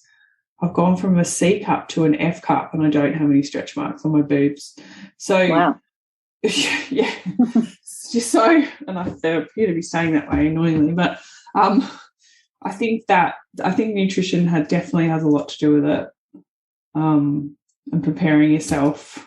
But I was eating copious amounts of liver in my pregnancy, during pregnancy. You always got to whisper that, don't you? I have to whisper it because doctors aren't allowed to, and people would look at me and just some of the stuff I was like, no, this is what we're meant to be eating. We forget in tribal cultures when a couple was newly married, they would be given all of the offal from the animal first before anyone else in the tribe. Yeah, because it's like we want this couple to flourish and continue our strong genes and create more healthy tribe people. So we've really got it backwards, right? And the nutritional recommendations given by obstetricians to pregnant women.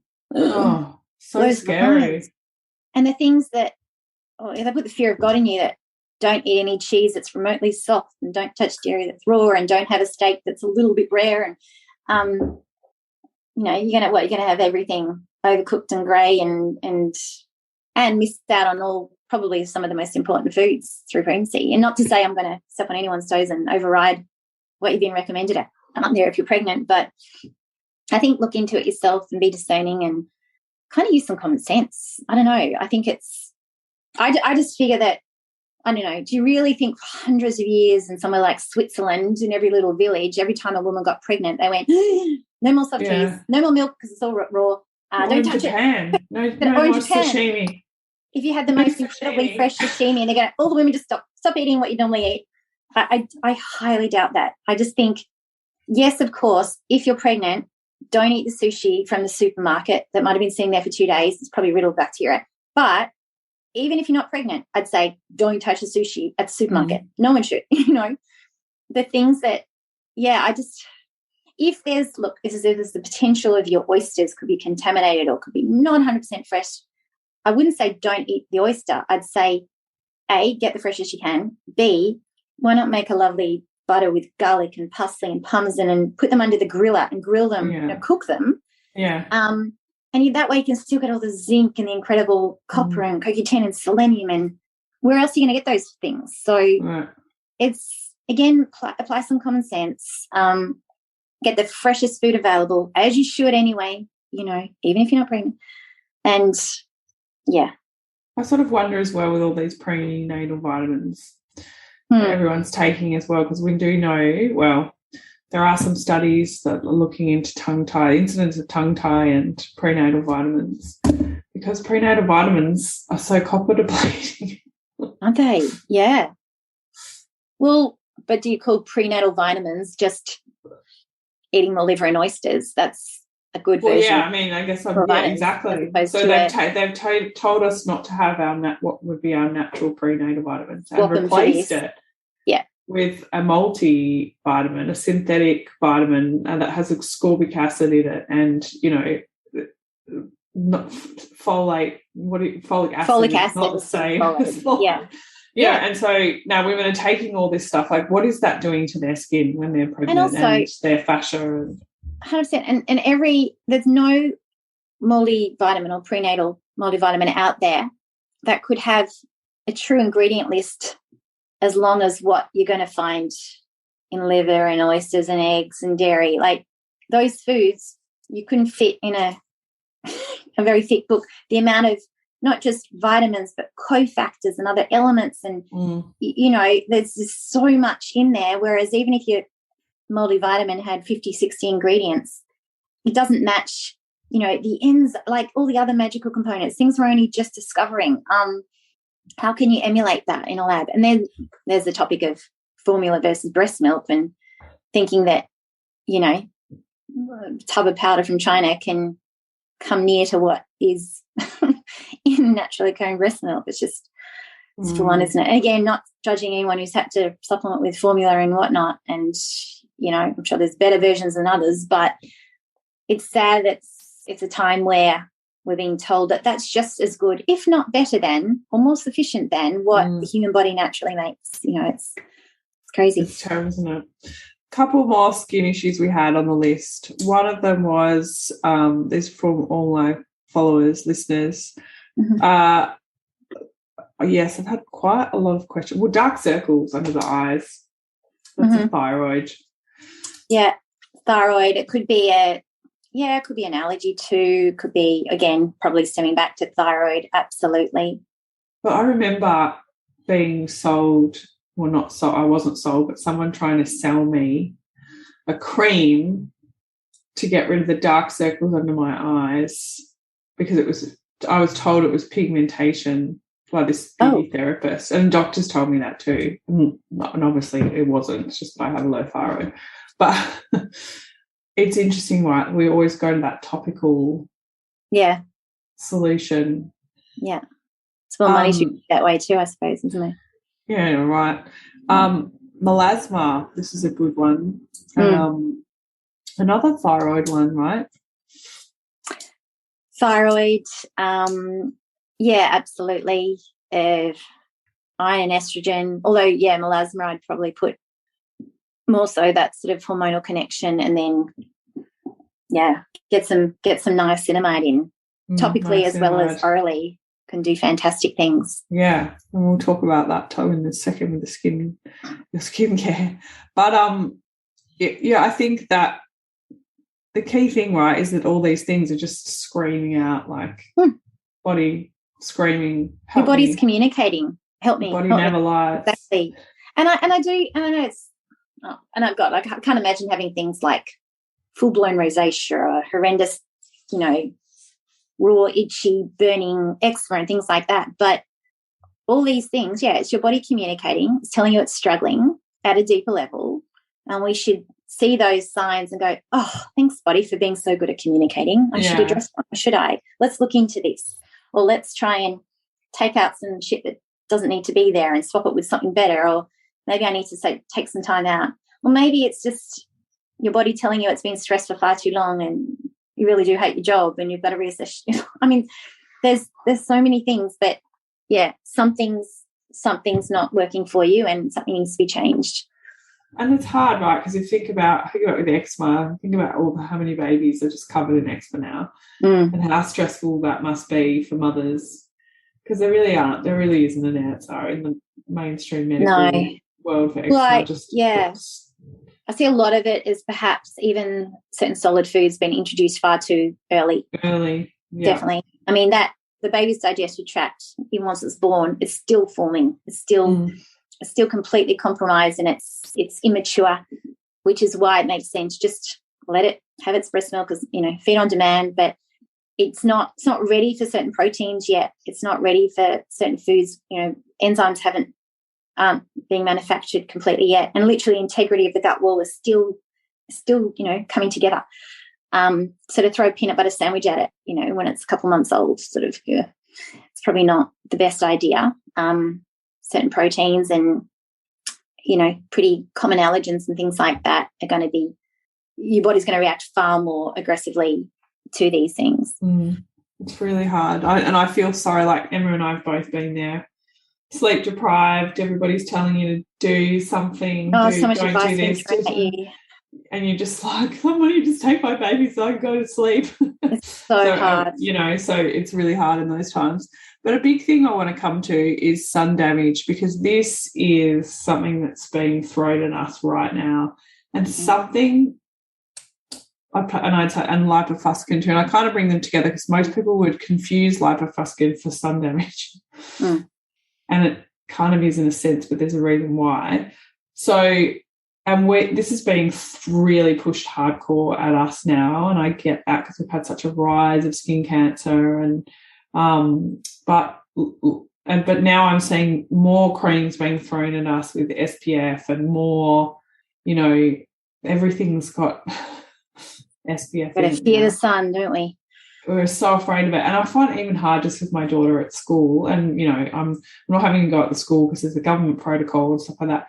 But I find I have to pick her up from school and go and take her and stick her in the sun somewhere because she doesn't get any sun at school now. There's a shades cloth everywhere, hat on her head. Like it's, and it's interesting because I notice she sleeps so much better when I take her to stick her in the sun for an hour after school. She's got this vision of me, like my child, like she's in a pot plant and just stick her in the sun. Mum goes inside and has a rest. Yeah. Just sit there in the sun, darling. No, but what? Let's talk about these sunspots first that people have on their hand, because I'm watching people now getting them lasered off. These age spots and sunspots. How are they caused? In a nutshell, I see that it's that basically that culmination of too much iron often and the PUFA, and how they interact and that oxidation that happens. The thing is too, you look at those sunspots on the hand and people go, oh, I'll just laser them, problem solved. Those spots that are, visible on the skin level, they're happening all through your organs. I mean, they're all over. So just to laser them off, again, we're trying to distract from the body communicating, saying, body aging rapidly, quick, or perhaps we need to dump some iron, or we need to swap out the PUFAs for some stable saturated fats and get some vitamin E in and things like that, and perhaps help lower that accumulated estrogen dominance with some natural progesterone, reassess all our fats, and it's all the things. But again, burning them off is just not going to change everything else going on inside. And also too, just to say, we'll put on more sunscreen and avoid the sun. I mean, it's been shown that our immune system's stronger when we get, we're animals. We should be out in nature. We should be exposed to the sun. And then we don't even build up a tolerance to the sun too, if you haven't had enough for a very long time. That first time you go to the beach after a long winter, everyone tends to kind of burn the first day and spend 2 days trying to avoid it because you've done that sort of damage. But if you were to spend 5-6 months of the summertime, little by little exposure to sun, you get to that point, you don't need any sunscreen hat or anything, and you just tend to not burn. So you need to also build up some tolerance. But, the lipofuscin and the age spots and that sort of pigmentation is, definitely can come back to iron accumulation and again, the PUFAs. And the PUFAs are shown to cause that basic, that degradation of the cells and that oxidation. Was it something like 23 times more readily than sugar ever will? And people always put that pigment issue back to sugar, and everything's blamed on sugar. But it's definitely far more attributed to the PUFAs. And so then we're ingesting all of these PUFAs. And we're rubbing them all over our bodies and then going out in the sun. And they're in the sunscreens as well, and as well as other horrendous chemicals.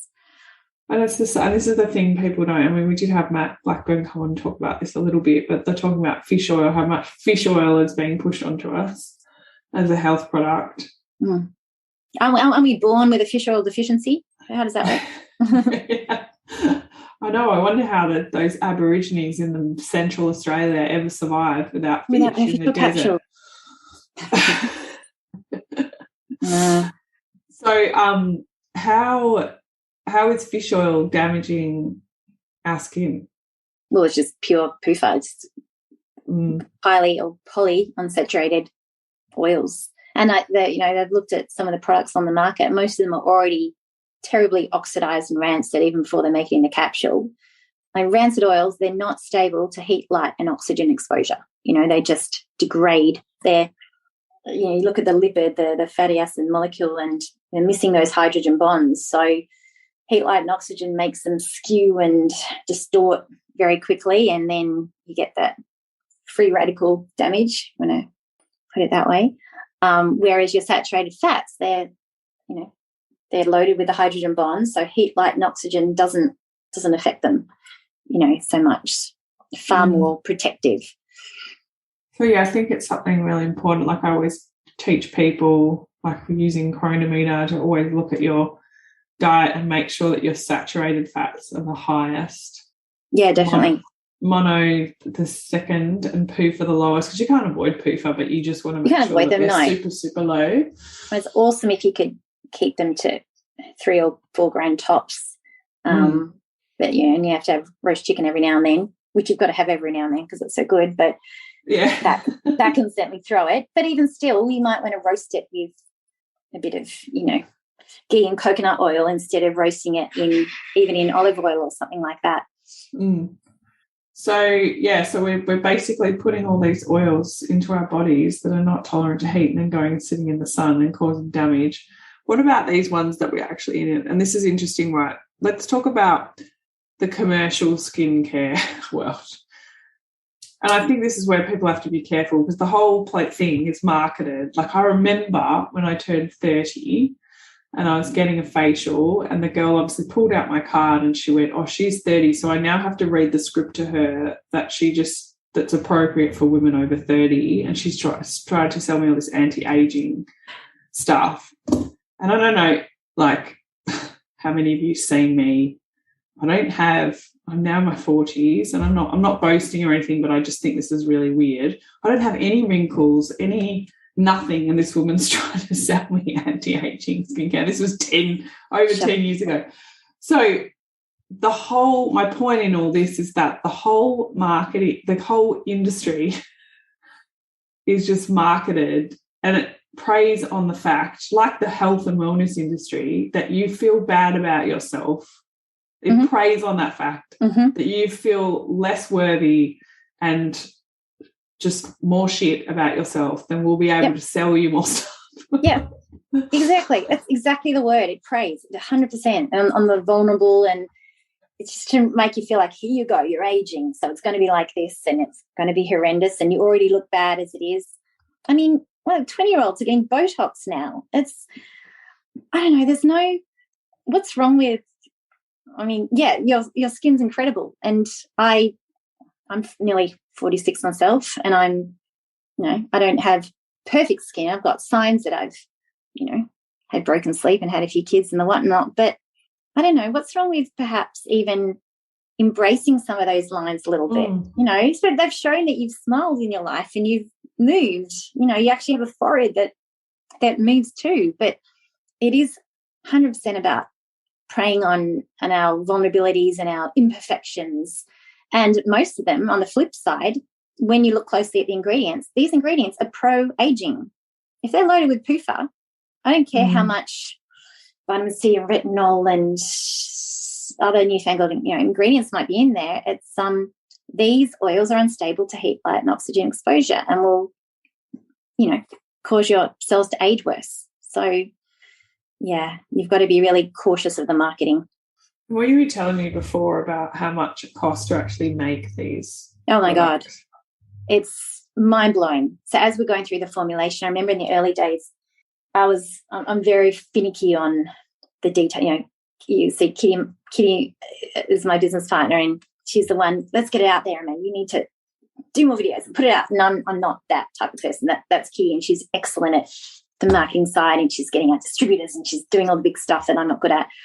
But I'm just OCD on detail. So I would be going through possible ingredients. And I'm like, I want this and I want this quality and I don't want this and I want that. I didn't want all the industry standard stuff, which made it hard for the formulators. But at the early days, they'd said something like, where do you see your product being placed? Price-wise, do you want it low end, high end, whatnot? And it's for them to ascertain how much they're going to invest in the cost of ingredients per tub or per bottle as per what the recommended retail price is going to be, because there's a generally known, I suppose, extrapolation of cost price to retail price. You might mark it up how many 100%. And I said, I don't know, I'm new to this, I said, give me a ballpark of what would be your middle, upper range, something of good quality. It's certainly not just your chemist, supermarket shelf stuff, but it's got decent quality product in it that we're paying good money for. But it's not astronomical. What would, on average, be the cost price of that product to what they sell it for? And he gave me an example that something like La Mer or those kind of brands, that one in particular, it was costing them somewhere like $11, this was at the time, per tub of their product, and they were retailing it for something like $400. And they spend more on the packaging than they do of the ingredients. And then, of course, I'm sure they outlay a lot on whatever celebrity is going to endorse it, whatnot. But the markup was astronomical, and our products costing us probably almost triple that per bottle. And they saw that as not a good business model. Oh, no, you can't be spending this much on your product because you're not going to make enough product. And we're like, it's more than enough markup, and we'll figure out the cost of everything else, and we'll just But there's, and I can't generalize. There's probably some decent stuff out there, and people are putting genuine heart and soul into it, and not just trying to rip people off. But it's I don't know. It's a lack of integrity, and I think it's some people just see skincare as an opportunity to make money, and if you can make it pretty and put a good slogan behind it. Sadly, people are vulnerable to that. Like you said, they make people vulnerable. So like, well, I better buy this or I'm going to look haggard and old and I have no confidence. And they attribute your confidence to your, how you look visually, don't they? So, well, it's really sad and scary. It is, but you do have to, as you would with food, be discerning and really look closely at what's in things and question things, even question the makers, there's so many things in there. And even down to sort of endocrine disruptors and things that are going to have an effect on your overall health. There's aluminium components and petrochemicals, and your skin is a living, breathing, porous, absorbing organ. I think a lot of people just see the skin as this outward leathery layer. Whatever you slap on it, it just kind of stops there. But it's been shown that certain things show up in the bloodstream, and it's sad that we don't appreciate the skin for what it is and go, well done, skin, you're doing a good job pulling me together, and perhaps put the things on that are going to further protect it and support it. And this was a big reason I didn't even want to call like our face cream and our body cream. I just wanted to call it a cream, like emulsifiers all brought together nicely. I didn't want to call them moisturizers because it's kind of like it's undermining the fact that healthy skin moisturizes itself, or it should. It's got these self-working mechanisms in it. Healthy skin will exfoliate itself. It will only hold on to skin cells till they're functional, and then dead cells have a purpose too, and then they flake off very gradually. A skin that's malnourished, that doesn't have enough vitamin A, for example, the skin cells don't hang around for long enough. They die off too quickly. They flake off too quickly.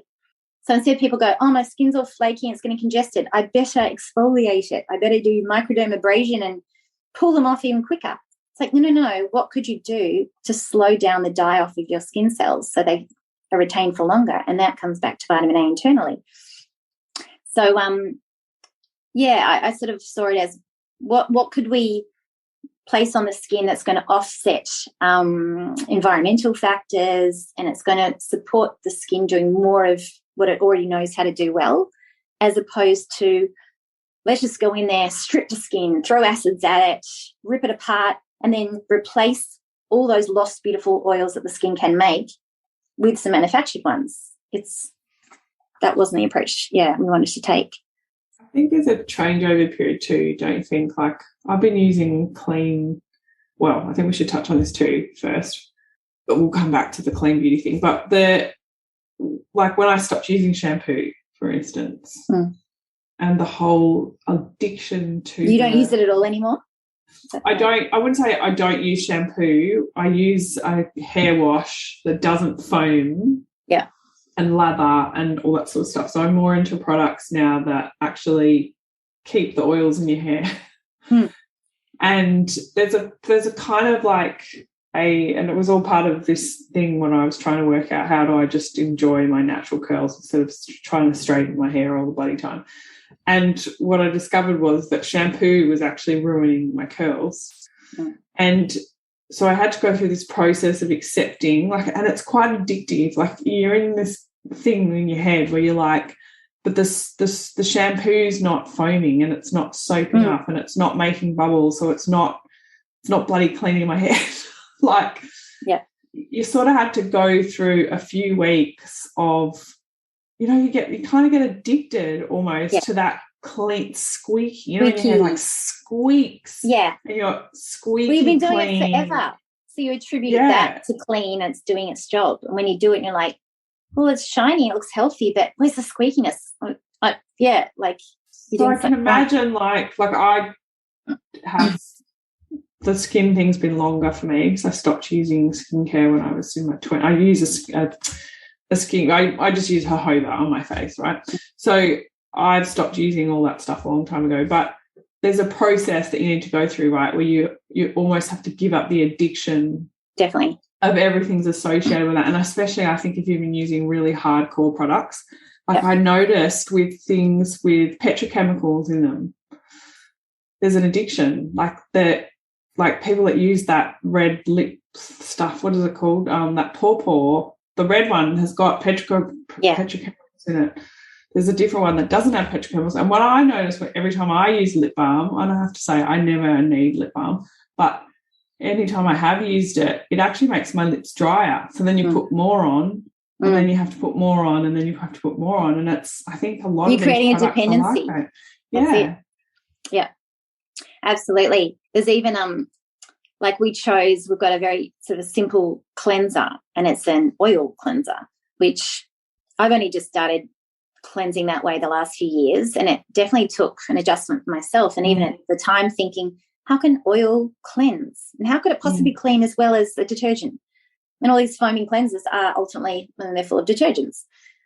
And, even if they're naturally derived, they're detergents. And they work by stripping your skin of all its oils, whether it be makeup and debris and gunk from environment and, the dirty stuff, but it's also clearing away those natural moisturising factors that your body works really hard to make. And it has incredible benefits to keeping skin young and healthy and protected. So, you initially feels weird because you're not getting that squeaky clean, dry sort of tight feeling after really cleaning with soapiness. And in the end, the oil, especially straight on dry skin, the oil kind of attracts the oils and helps lift the oils, and it feels clean without being stripped, without being squeaky. And at first you think, well, it does feel clean actually, but it's meant to feel stripped, isn't it? Like even though it feels really good and your skin actually feels comfortable and happy from it, you still, it does definitely take time to get used to not feeling completely stripped like that. And maybe, again, acknowledging that maybe some of the stuff that the body creates on the skin level, perhaps that's natural moisturiser. The body's already making it.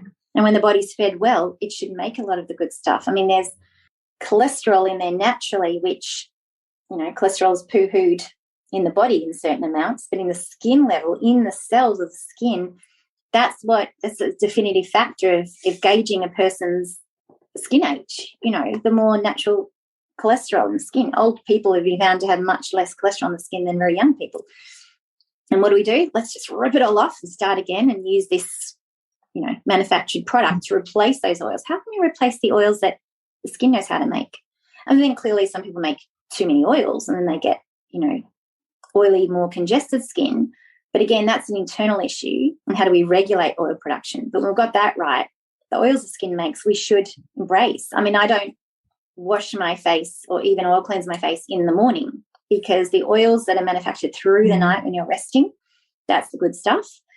If anything, I few drops of water and I push those oils around, might be more so in your T-zone, and just sort of move them around and maybe top a bit of actual, additional sort of our cream just sort of in those areas that don't tend to make enough of the oils, just as that extra barrier as you embark on the day. But it the adjusting to A, less product, and B, less of the aggressive product is a big thing. And I think a lot of people become so dependent on must do my 7-step skin routine, and I've got to double cleanse and then exfoliate and then serum and then a moisturizer and then the sunscreen, and it's like, what? Please just let your body do its thing a little bit. Let your skin, it's far more intelligent than you give it credit for. Work with it, not against it, and perhaps you'll get far better benefits and save money. I mean, it's not time. I want to know how these time. I don't have time to do this. I think that's enjoyable too. I mean, you've got kids hanging off you, and what? How am I going to? Yeah. What, you run out of something? How do you keep up with it all? It's just crazy. I have to say, I've got a bit of a funny, this fascination with Trini. Trini. Oh, Trini. Yeah. She's hilarious. And I watch her do her face routines. I just and this is the thing why this is the new era where you've just got people doing stuff to camera that they've never done before. And she posted this reel yesterday where she gets out of bed and she looks like rubbish, and then does the hand to camera thing, and then 2 minutes later she's like, look at this done, and she goes through all the products that she uses. But it's just remembering though that she is a businesswoman who has a skincare line, a makeup line, and that's all she's doing is pushing those products. And she's also had quite a generous amount of work done. There's a lot of something going on. And we have to stop. I love watching her for the comedy value, but you have to watch those videos as a woman and use your filter, and you got to use your filter and go, do I actually want to sit there? I mean, that's her job. Yeah. Right. Her job is to sit there and put makeup on and stuff.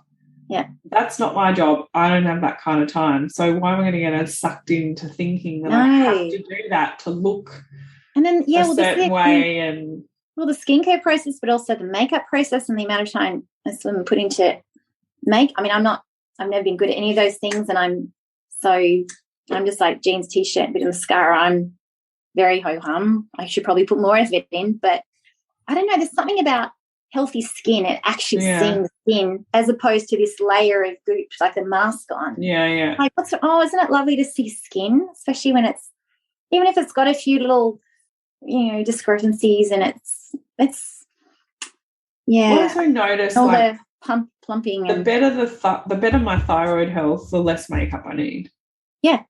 And again, makeup's another thing, isn't it? Makeup's just masking symptoms that we should be acknowledging. Yeah. So if you're covered in, dark under eye circles, and you're losing your pallor, and you're getting a bit splotchy, and you're looking and haggard, maybe you got to stop and go, okay, am I getting enough sleep? Am I eating enough food? Let's reassess things.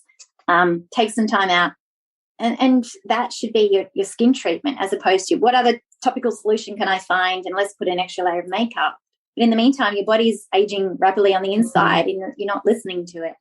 Yeah, I think it's, and I don't think Emma and I are saying, you shouldn't wear makeup. You should express yourself whatever way you want to express yourself. But I think, or at least maybe give your skin some breaks in between. If you do a lot of makeup, enjoy those days where you let your skin breathe, and sure, put it on at night and have fun with it. I wish I was better at that, but it's still needs some time out, maybe. I hope what women can take from listening to this episode is just being able to sit and listen to their inside, rather than being so focused on the outside. And because the thing is as well, all the stuff that we do to the outside, it doesn't make us happy. No. But they've skewed our perception of beauty. If you look on social media, the ideal perception of beauty is to have a contoured face with all your different methods or whatever of makeup and hair done a certain way, and there's just that perception, and maybe we've got to rejig that as well. It's I think that when I started studying Chinese medicine many moons ago, and we had to learn some Chinese at the time, some Mandarin, which at first I found overwhelming, but then I really enjoyed learning about the different characters, mainly for the names of, the herbs and the herbal medicine or the body parts and things like that.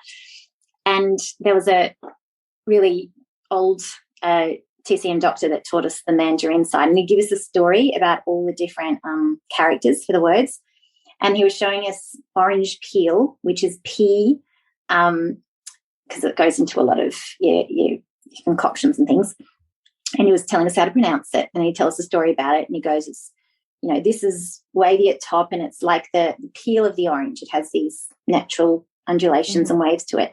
And then he said, we use the same character, the same word for the waves on the ocean and how they do this. And then we use the same word again for the wrinkles on the skin, how it makes these beautiful waves. And I was like, wow, they're correlating wrinkles, which we see in, the West as making us haggard and unattractive. And they're emulating them to, the waves on the ocean and the natural undulations in nature on fruit and things like this. And I really resonated with that. I thought, why can't we see a little bit of that as, I don't know, like an attribute and something that shows, sure, if you're really young and you're seeing, like really advanced wrinkling far too early, sure, you're doing something wrong, let's address that, and you shouldn't need to experience that. But definitely over time, as you said, you've got to expect naturally some wrinkling going on. And if you have a really happy life and you're smiling a lot, you're really going to create those indentations, which why should that be a bad thing either? But yeah, to fill all of it and avoid all of it, it's like, well, that's not right either. And over time, you see older people, if they've done a lot of that, just because I've, eradicated the wrinkles, it doesn't make them more attractive, I don't think. What do you think? It looks, No. I think there's a lot to be said for being too thin as well, because being definitely too thin. Yeah. Being too thin and your face does start to look quite sunken in early on, and I think that, I don't want to be superficial talking about that, but I find it interesting that all these women who are obsessed with being so thin, like, well, if you just put on a little bit more body fat. You want fat in all sorts of places, don't you? Yeah. You want your fat. You wouldn't be so wrinkly and have that look, So we're so funny. We're just so messed up in our head about how we want to look. But tell me what's in your skincare, because I've definitely noticed, and I'm really excited about it, because I've been using things like niacinamide on my face, and really noticed some differences in my skin. Good. From doing that. So I'm excited that you've got something coming out. And not really. Look, I'm going to agree, and I'm going to say that I'm lucky and I don't show any signs of aging, because I know women will be thinking, oh, what are you talking about? You don't have any wrinkles. I don't. But I guess what I notice is using different products will just help me with things like when I'm train a lot, and so I get really sweaty from training, so I do get congested and stuff. And I'm not one for like hours and hours of skincare. I've just got back from the gym. I've got to get into work. I just need to wash my face really quickly. So using things like niacinamide, I've noticed really helpful. So tell us more about your skincare and ingredients. Well, it's a very small little family of products, but it's just cleanser, a face cream. We've got a lip balm and a body cream, and that's it. And over time, we've got a couple of other ideas, but we didn't want to overcomplicate it, and I don't think it should need to be overcomplicated. And I might be controversial to say, but I don't think you need separate eye cream, separate, night, day necessarily. I think skin. I don't think you need difference between man or woman. But I just wanted to make a universal kind of cream that just had good stuff, that with additional ingredients that is generally shown to have a topical effect and support natural cell function, that would only make your cells function better anyway. So it's devoid of PUFAs. There's no polyunsaturated fats, no monounsaturated fats, just saturated fatty acids, derived from coconut, whether it's be the fractions of the coconut oil or the full coconut oil, which we've also got in the body cream as well, which being the most saturated of kind of the natural fats out there. And we've got things like niacinamide, because time and time again it's shown to be so beneficial topically. And I also recommend doing niacinamide orally, just sort of as an ongoing thing. It's a good preventative to many things later in life as well. Certainly important energetically and to combat stress. We've got citrus flavonoids like naringenin, which is wonderful. So I recommend eating marmalade and do things with your peels because it's loaded with that. But also they found that using it topically, it does have a protective effect against UV-induced damage, can help to reverse UV sort of damage. Again, it's from, the peels of bitter oranges, which is really nice.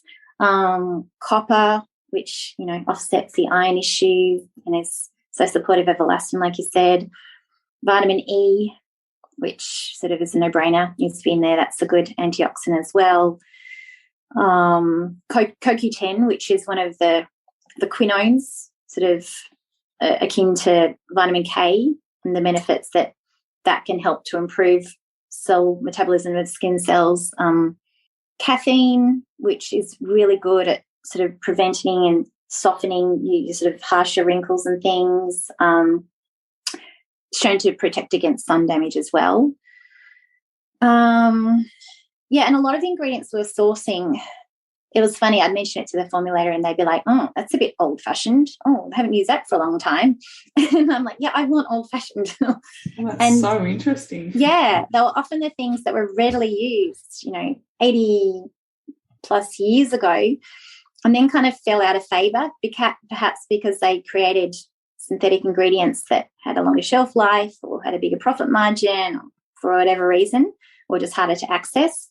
So we were getting like the camphor and, even urea, which is fabulous. Cholesterol. Cholesterol is actually probably in the top. It's extremely rich in cholesterol, our face cream, which is derived from lanolin, from sheep's wool. But I think I mentioned before, when you note the cholesterol levels in aged skin compared to youthful skin, the cholesterol levels just drop right off. And it's actually shown that obviously you want to keep your healthy levels of cholesterol up in your body. That's another topic. But if you literally apply cholesterol topically, it actually helps the cells create more cholesterol and it emulates that more youthful kind of function of the skin. Cholesterol was so hard to access and so expensive to get, and that took many months just to, and at first we were told, no, you can't get cholesterol, it's not going to happen. So we're just very stubborn. So we've got cholesterol in there. Our lip balm is based more on full lanolin, which is a wonderful ingredient on lips. And all these ingredients, whatever's going to be absorbed potentially into the bloodstream or swallowed from the lip balm, is all safe, edible, and all has beneficial effects systemically, which was really important to me. To the point that, like our body cream, I designed it in a way that I feel 100% good about slathering it on my babies when they get out of the hot bath. It had to be that good. And their skin is so much softer and more porous too that you've got to be even more cautious what you put on your kids, absolutely, on little babies too. So, everything in there has been rigorously checked that it's not only safe topically for kids, but, would have, accumulating benefits, if any is absorbed as well. Well, that's always good to know, especially when you have young kids, because they always want to use your stuff. Yeah, that's true too. Well, this is it. Everyone should be able to grab all of it and just whatever. Just in saying that, I don't think kids need anything at all, but if they've had a particularly long hot bath, it does strip their skin. I don't think they need long hot baths, but if they're having fun in the bath and leave them to it, and mummy's like, I'm not going to interrupt your fun because mummy's having a moment. But you notice their skin does look more stripped when it's come out, so just to help support it immediately after a bath. But beyond that, it's incredible, isn't it? We're made to think that in order to have youthful, healthy skin, it requires these 12 products and these ongoing treatments and whatnot. and kids do nothing and have the most perfect skin. Most husbands do nothing much and have generally great skin. I don't know about, your partner, but it's very it's interesting when you assess the people who don't do anything and you realise, it comes from the inside, It really does. It really does. I hope. I'm so excited that your skincare is coming out. I can't wait. We've all been waiting a very long time. Sorry about that. No, it just makes us know how much. I think how good the whole it is. process of making this, I don't like the word, but anti-aging product has aged me rapidly. There's so many challenges, and I realised why most people wouldn't bother taking it on. God, and then we had custom packaging, which you can only do in Asia. That's the only thing we've had to outsource. Everything else is right here. But geez, we had, the factory went into lockdowns, and then they had religious holidays, and then they had typhoons, and they had tsunamis, and they had what else can the universe throw at us that's going to delay this? So that was, every challenge, but we've kept each other sane, and we're like, no, nothing's going to stop us. So hopefully after all that it's worth it and you like it. But it's been no mean feat, and I guess these things take time. So where can we buy it, Emma? Only on our Saturee little website, satureee.com.au, and we're shipping pretty much all around the world. But if wherever you are, if you're interested in, can't seem to get it, just get in touch with us. But we're trying to make it available everywhere. We're not wholesaling at this point. We'll just see how things go from here. Yeah. And we don't want to sort of double handle things, because we're trying to make relatively small batch. And we haven't used most of your it's only the products that emulsify with water that require a preservative as such. And you do need them, otherwise they do accrue mold and things like this. But those products, we haven't used your traditional industry standard preservatives, just because I don't like what they contain. And anything more powerful in that regard has its own downside, and I don't want that on the skin level. But again, we had to source more traditional preservatives and things that weren't readily available, and we had to test them and make sure that they actually were functional. So they're totally well preserved in airless pump, which was another measure we went to make sure they don't, although when you're based in a saturated fat, you don't worry about the oxidation level, so that's a good thing too. But I think to on sell and to retail sort of stores and other sites at this stage, it'd mean that we'd make it then and then it'd be shipped there, and you don't know how long they're going to keep it. We'd rather just make it and ship it direct and, as fresh as possible. Sounds good. Thanks so much, Emma. Thanks for all of your wealth of information, knowledge. And rambling on. I hope lots of women just feel like they got some answers today, and men, and, for your families, for your children, for yourself. And, I just hope people really learn to listen to their body and take care of themselves and clean out that cupboard of all those chemicals and estrogen. Yeah, keep it simple. Skincare, and try some of Kitty and Emma's new skincare from Saturee. Well, lovely to finally really chat to you. Definitely on the same wavelength, which is really lovely. And we'll have to chat more so about kids and things one day. Oh yeah, we'll have to. Not to say I have all the answers on that. My God, gee, that's just when you think you've got it handled. I know. We'll come back and do another one on that. Thanks, Emma. God. Yeah. Okay. Take care. I'm Leila Lutz, and you've been listening to The Body Never Lies. If you haven't yet, please go to your favourite podcast app and subscribe, rate and review this podcast. All the resources and references from this episode are waiting for you on my website, leilalutz.com. Just click on podcast and look for this episode. Now join me next week for another episode of The Body Never Lies. Thank you so much for listening.